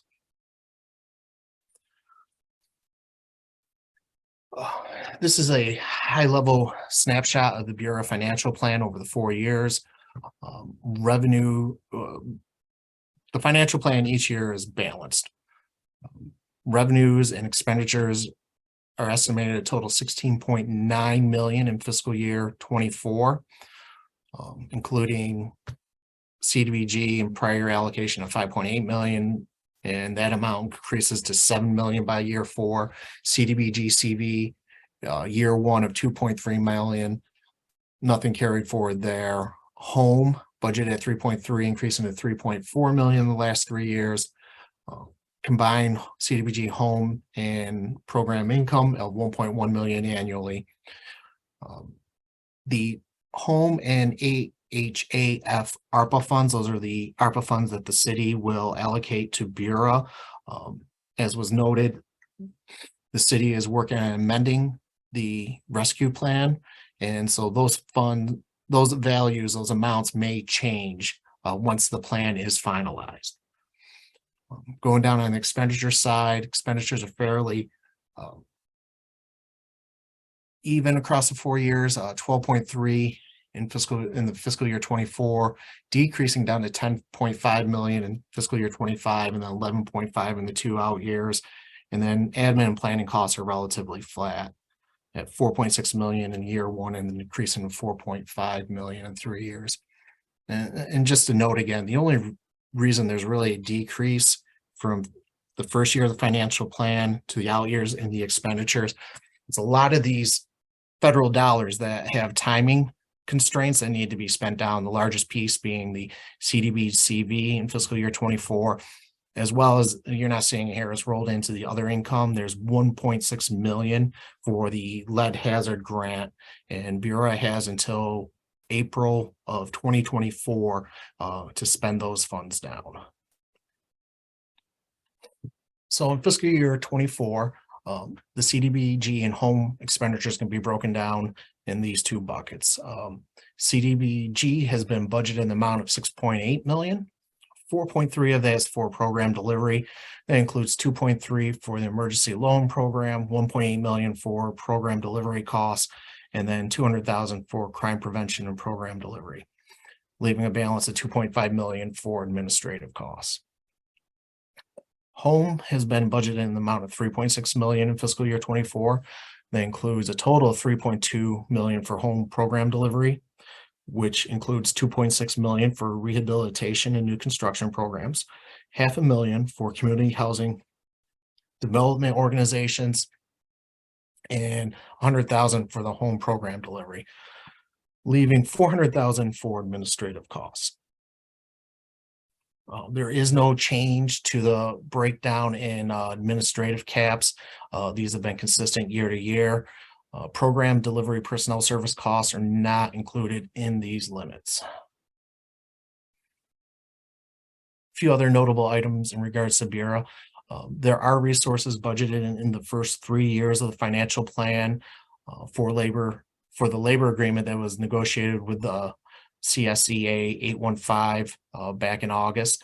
The current CBA expires in June 30th, 2026. So that's the third year of the financial plan. Costs are held flat in year 4 compared to fiscal year 26.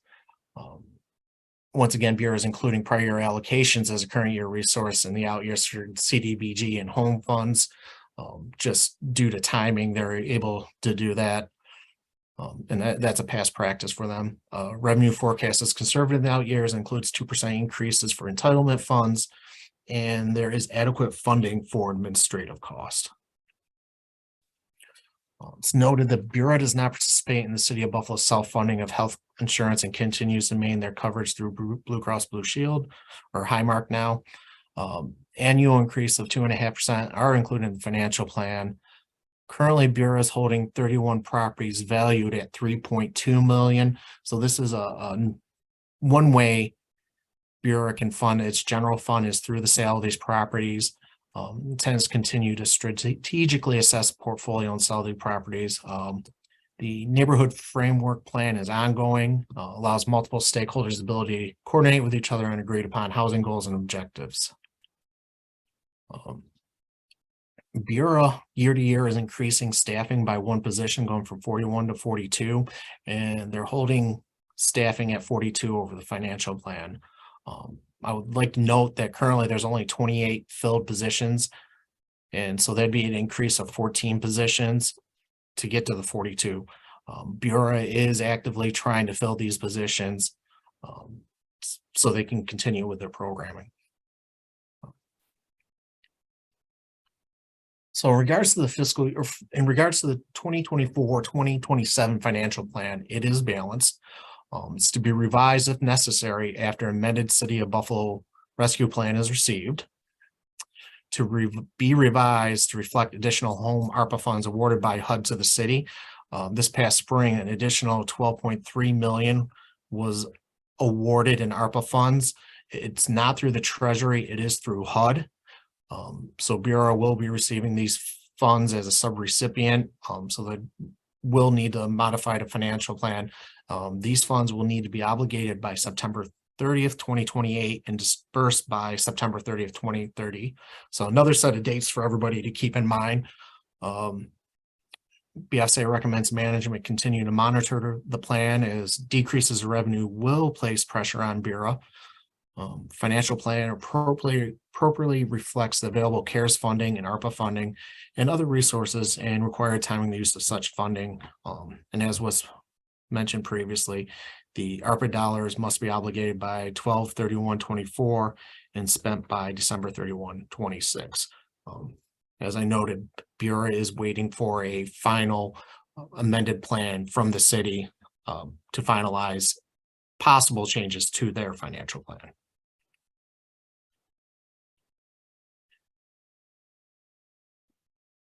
Thank you for giving me the opportunity to address the board on Bureau's financial plan in the third quarter. Thank you. Thanks, Bryce. Director Cooley, I guess I have a question for you. Is with all of the ARPA dollars that are out there, how do you see you spending them down? And does Bureau have the time to be able to put all of these projects into place? Sure. So as part of the plan, I put in about 4 positions, additional positions to assist with that spend down and working on those projects. RFPs have already gone out for those home dollars we anticipate we'll be receiving. We don't forecast a problem spending down in the time frame that we need to. Okay, thank you. I guess that's been our concern in all of the different agencies, is to make sure that we hit these deadlines and not leave any dollars on the table.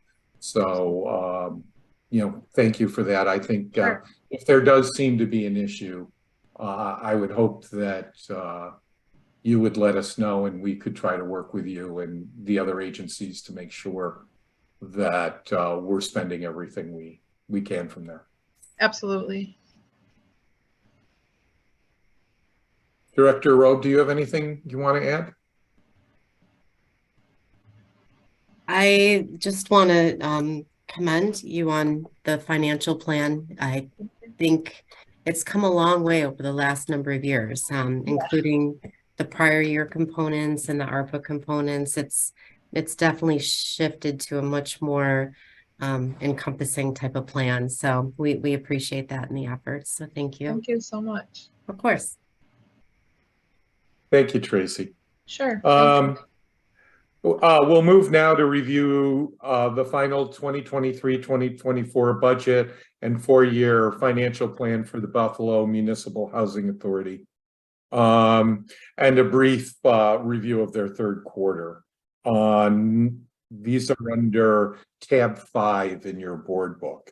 Nathan, I think you're in for this. Very good. Hello again. The following is a brief overview of the Buffalo Municipal Housing Authority's 2022-23 third quarter financial results. I'll go over some of the highlights here.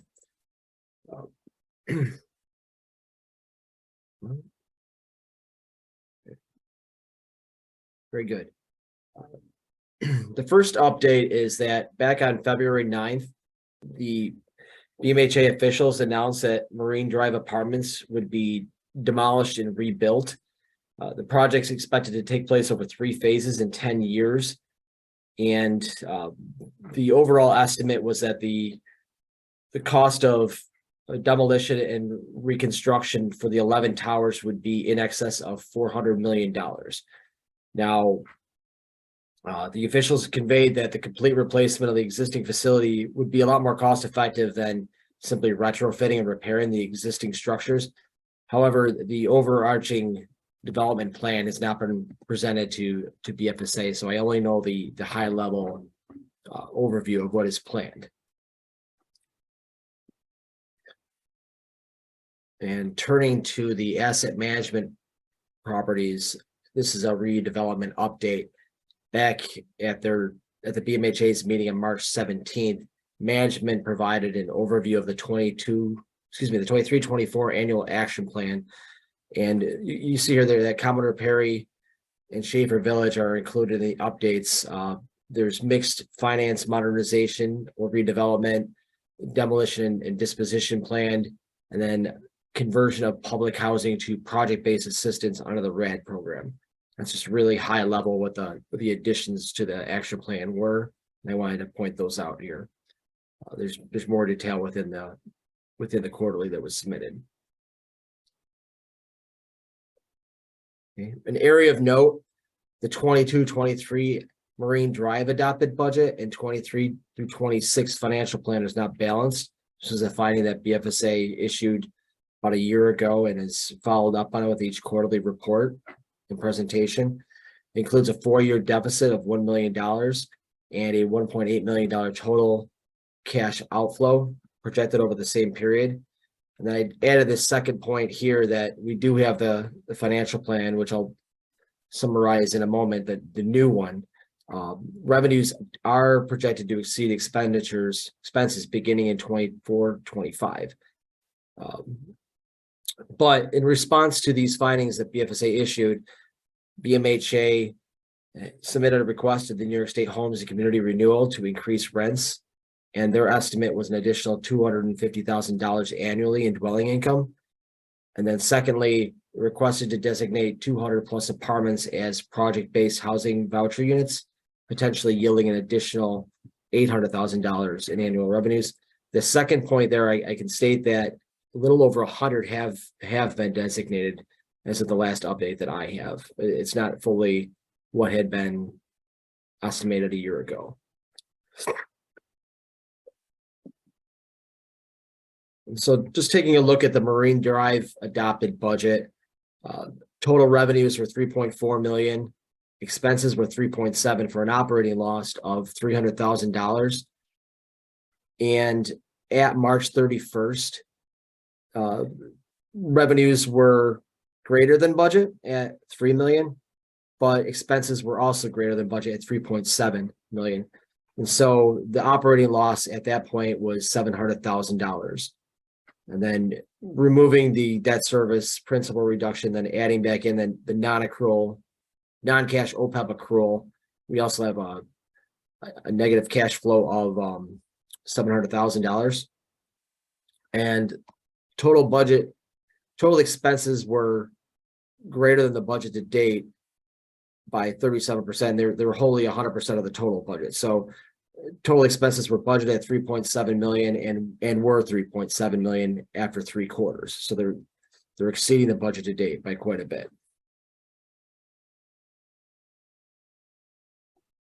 Okay, so taking a look at the 4 budgets as on a consolidated basis, the first look at the consolidated 22-23 revenues, adopted at $54.9 million. The budgeted to date was 41.2 and actual to date was 42.4 million. And so it exceeded the budget to date by $1.2 million. The largest part of that is that net dwelling income exceeded budget by 1.2 million. Consolidated 22-23 expenses were budgeted at 52.5 million. The budget to date was 39.4, and actual expenses were greater by 1.9 million at 41.3 million, or about 79% of the budget to date.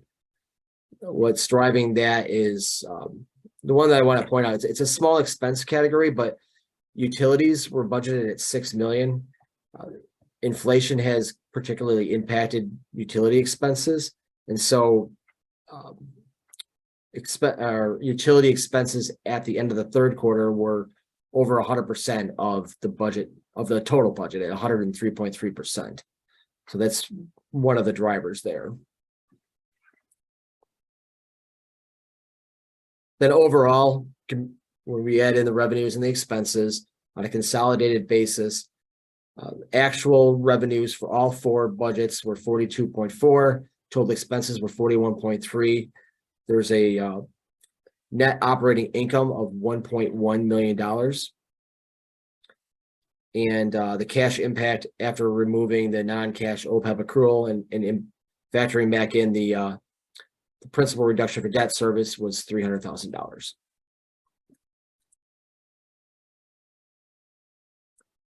BMHA staffing at the end of the third quarter, the adopted budget included 168 positions. There were 145 filled. The vacancy rate was just under 14%. Then I note here that there were 9 positions added in the current fiscal year that are currently vacant. They were added in the current year budget and they are removed next year. So when we factor those 9 positions out, the actual vacancy rate would be 8.8%. And just real briefly here, BMHA is operating within its overall budget at the end of the third quarter. We know that revenues exceeded the budget to date, but also expenses were unfavorable as well. And that was utilities, maintenance expenses, general expenses, and administrative expenses, all impacting that either favorably or unfavorably.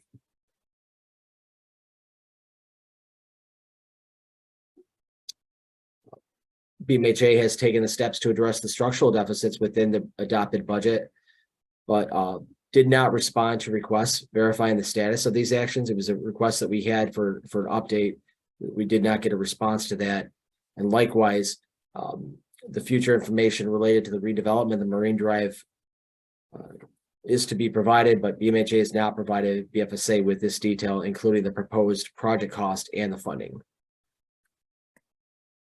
That concludes my brief overview of BMHA's third quarter. If there are no questions, I can move along into the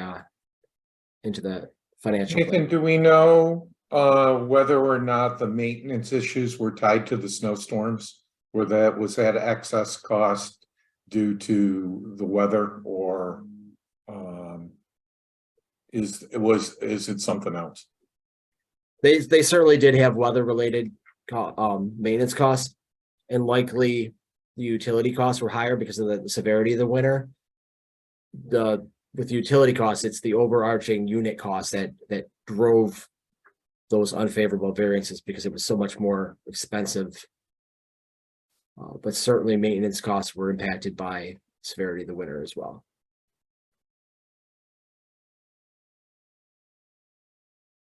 Okay, so go on then. I guess the question is going forward, given global warming and everything, they should be expecting, to up those two areas going forward as a recommendation. I'm not sure of that yet, but it's obviously something to look at. So why don't you continue? Thank you.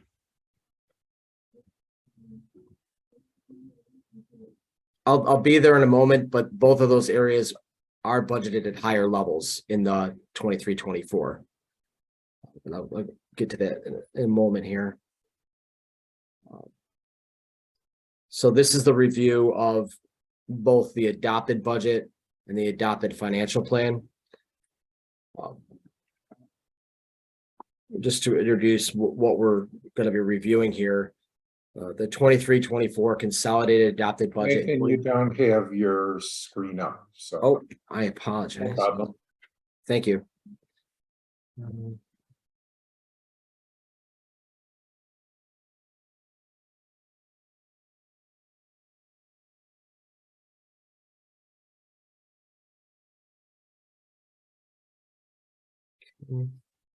Let me just get that full screen for everyone. Okay. Are we good? I believe so. We're good. Go ahead. Thank you. Okay. So this is the overview of the 23-24 adopted budget and the 24-27 adopted financial plan. Both were submitted to the BFSA back on May 1st. The financial plan includes 4 individual budgets and their financial plans for the AMPS, the COCC, the Marine Drive Apartments, and then finally the Section 8 program. And so the 2 documents are the individual financial plans and a consolidated financial plan. Now, the issue here was that when we tried footing the individual budgets and plans to the consolidated, there was a mismatch. They didn't foot together. And I have a table on the bottom there, and the adopted budgets combined were a little bit greater than what was submitted in the consolidated plan. And then similarly in years 3 and 4, the summation of the 4 individual 26 and 27 were actually a little bit less. So that table summarizes that. BMHA was made aware of this and requested to submit a revised plan. And just so it's clear that BFSA's analysis was based on the 4 individual adopted budgets and financial plans. So we took the approach that take the summation of the 4 plans and then review the individual ones as well. There are 3 main factors that BMHA identifies, economic factors that impacted the budget and financial plan. First is a congressional approval of HUD funding levels. The 2024 level has been proposed but not approved yet. The appropriation is not set. The second is the local inflationary, recessionary recovery and unemployment trends. which affect resident incomes and the number of eligible recipients. And then this third point, I had removed this from the second quarter report, but BMHA has listed it in their recent financial statements. So I've added it back in. It's the uncertainty regarding the impact of COVID-19 on operational and financial performance and the impact on HUD funding, tenants, employees, and vendors. So with that said, this table shows the 4-year plan, total revenues in the adopted budget and total revenues through each of the next 4 years, total expenses over that same time frame. BMHA has an adopted budget that includes net operating income of anywhere between $2.7 million in 23-24, increasing up to $5.8 million by 26-27, and a cumulative $17 million combined for all 4 of those years.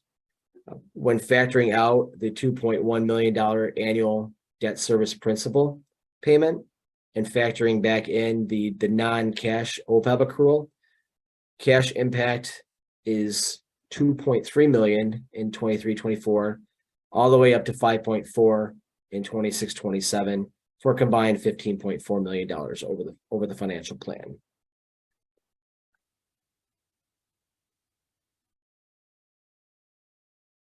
And taking a look at revenues here, revenues are in total are budgeted to increase about $4 million or 7% in 23-24 as compared to the 23 budget, adopted budget. Revenues are projected to increase 4.4 million from 58.8 in 23-24 up to 63.2 million by 26-27, and that's a 7.5% increase over that time period.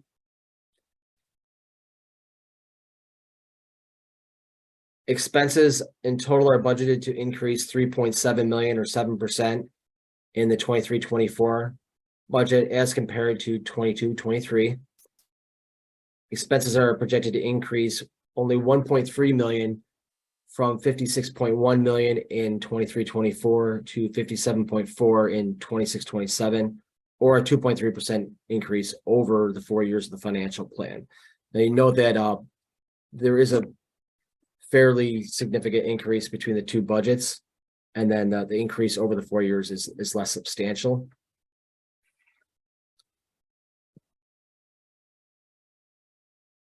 And I mentioned with the quarterly here, this slide shows the planned staffing levels. The 22-23 budget had 168 positions. That included 9 more than the prior year, and those 9 are removed. So we're back with 159 overall, and 159 full-time equivalent positions in 23-24 is maintained through all 4 years of the financial plan. The total employee salaries and benefits are budgeted at 15.8 million in 23-24, projected to increase about 700,000 to 16.5 over the financial plan. And this is based on estimated increases in 22-23 over the financial plan. There's I don't know, overall level employee compensation is just about the same in the 22-23 budget as it is in the 23-24. But the per employee compensation increases because of the removal of those 9 positions.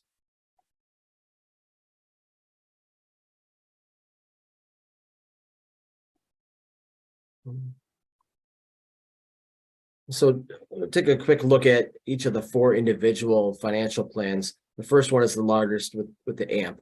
In the 23-24 AMP adopted budget depicts $3.3 million in net operating income, the difference between the 40.6 million in revenues and the 37.3 million in expenses. The cash impact after factoring in the debt service principal and the OPEB accrual is 2.5 million. Over the 4 years, it's total net operating income of 17.5 million and a cash impact of 14.3 million.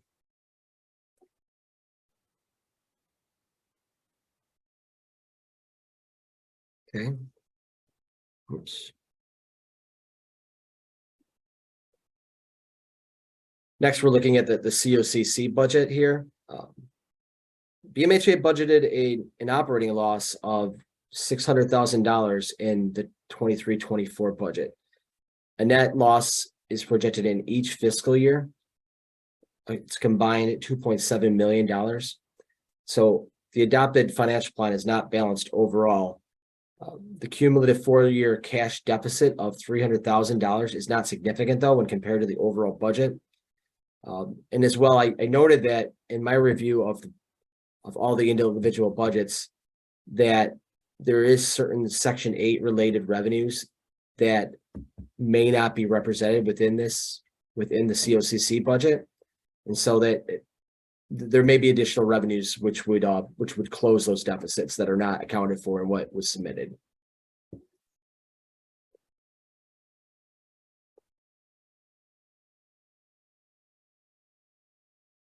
Okay, so I did mention the status of Marine Drive. The new financial plan shows a little bit of a different picture because beginning in, oops, sorry. We're on the right one here. Let me just move this thing here because I'm having trouble seeing my slide here.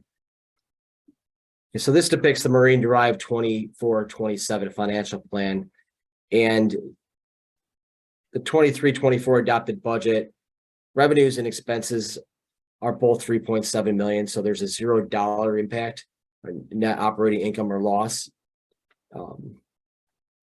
Beginning in 24-25, revenues are projected to begin to exceed the expenses.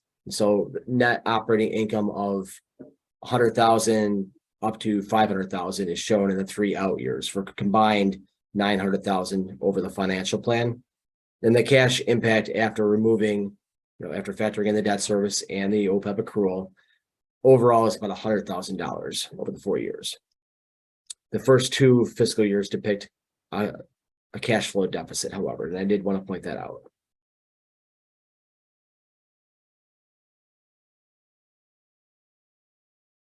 If losses incurred, they could be funded through COCC current year operations or through COCC reserves to the extent available, as Marine Drive may not have sufficient operating reserves available. I won't go over these 2 steps because these were the steps that BMHA took a year ago. And as I noted, that we have not received updates on the status of those 2 steps. But I do note that the revenue increases that were proposed are not reflected within the Marine Drive financial plan. And then finally, with the Section 8 financial plan, Section 8 is really a pass-through, so that reported surpluses or deficits are temporary in nature because the program itself self-balances. They receive the Public Housing Authority grants and pay out voucher dollars for tenants. The adopted budget is 8.4 million and increases to 9.1. BFSA is taking the position that as the revenues increase over the financial plan, so will the expenses, because as the public housing dollars received would in turn be released as voucher dollars. So it does look like the expenses are underrepresented within this table here, what was presented.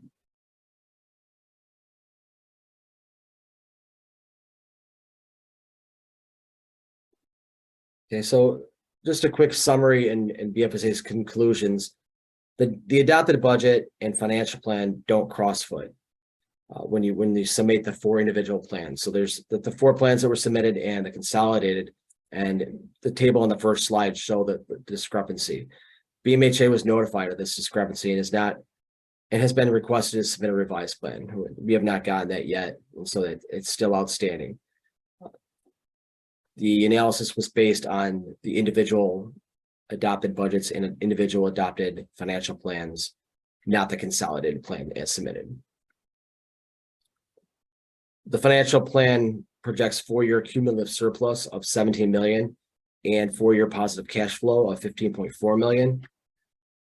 As I noted, when we reviewed the Section 8 financial plan, the fiscal impact related to this plan should be eliminated. There is no impact from implementing the Section 8 voucher program. And then if you make those adjustments, the revised 4-year cumulative surplus is 15.7 million and a 4-year positive cash flow of 14.1. So it would adjust it downward.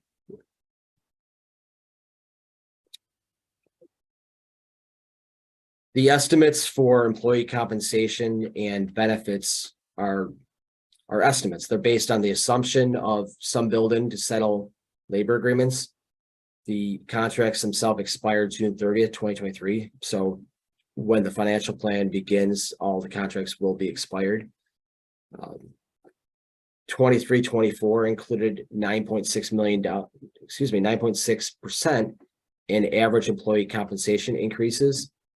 The budget to budget increase of 1.8 factored in the reduced budgeted position. So even though there's a little bit of an increase, not much of an increase on an overall level, the average employee compensation did go up close to 10% because of the removal of those positions and the assumption of some increase due to new contracts. And then a 2% inflationary factor was applied to employee salaries for each out year, which appeared to be reasonable given the impact of settling the contracts, or the assumed impact. And then finally, net income is projected in each of the 4 years of the financial plan.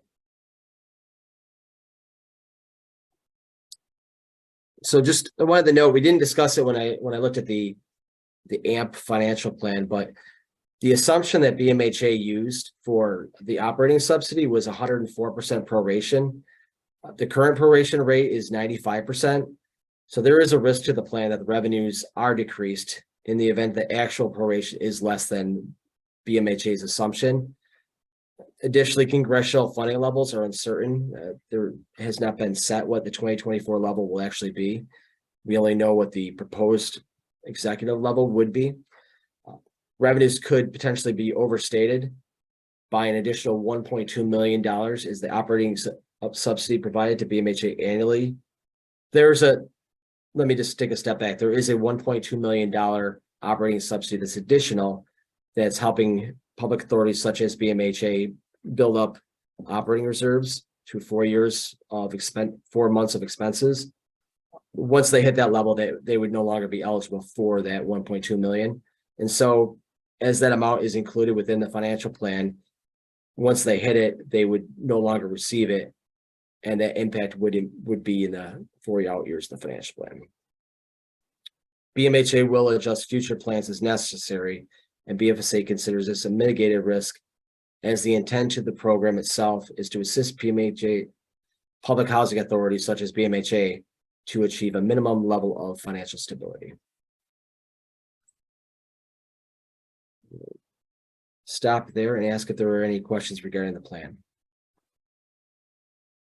Do we have any questions?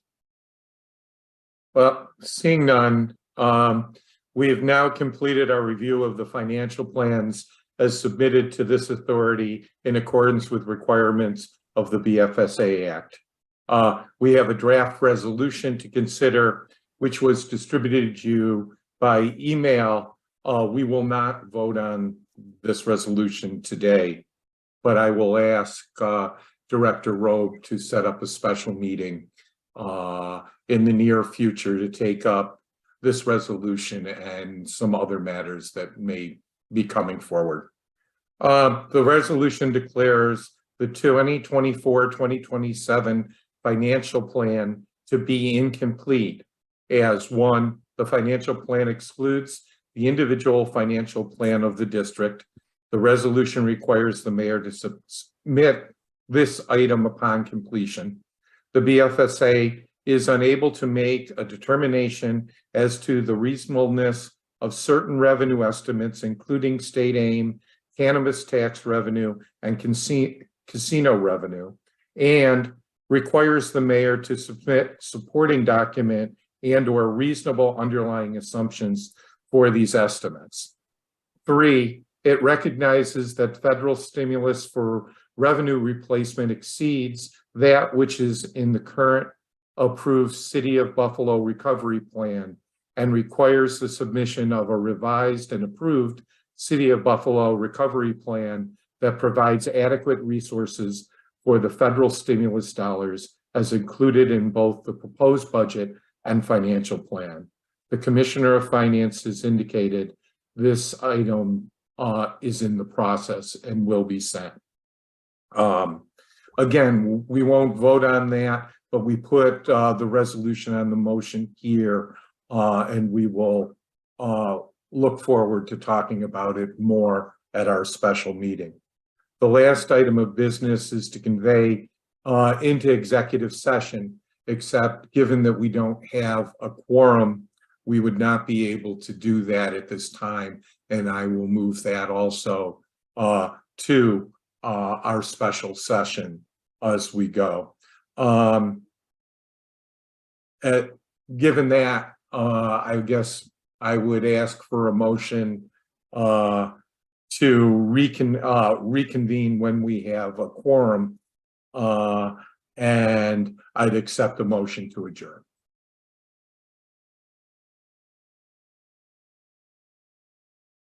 Vice Chair Jurczak, I think you're the only one that can make the motion, so.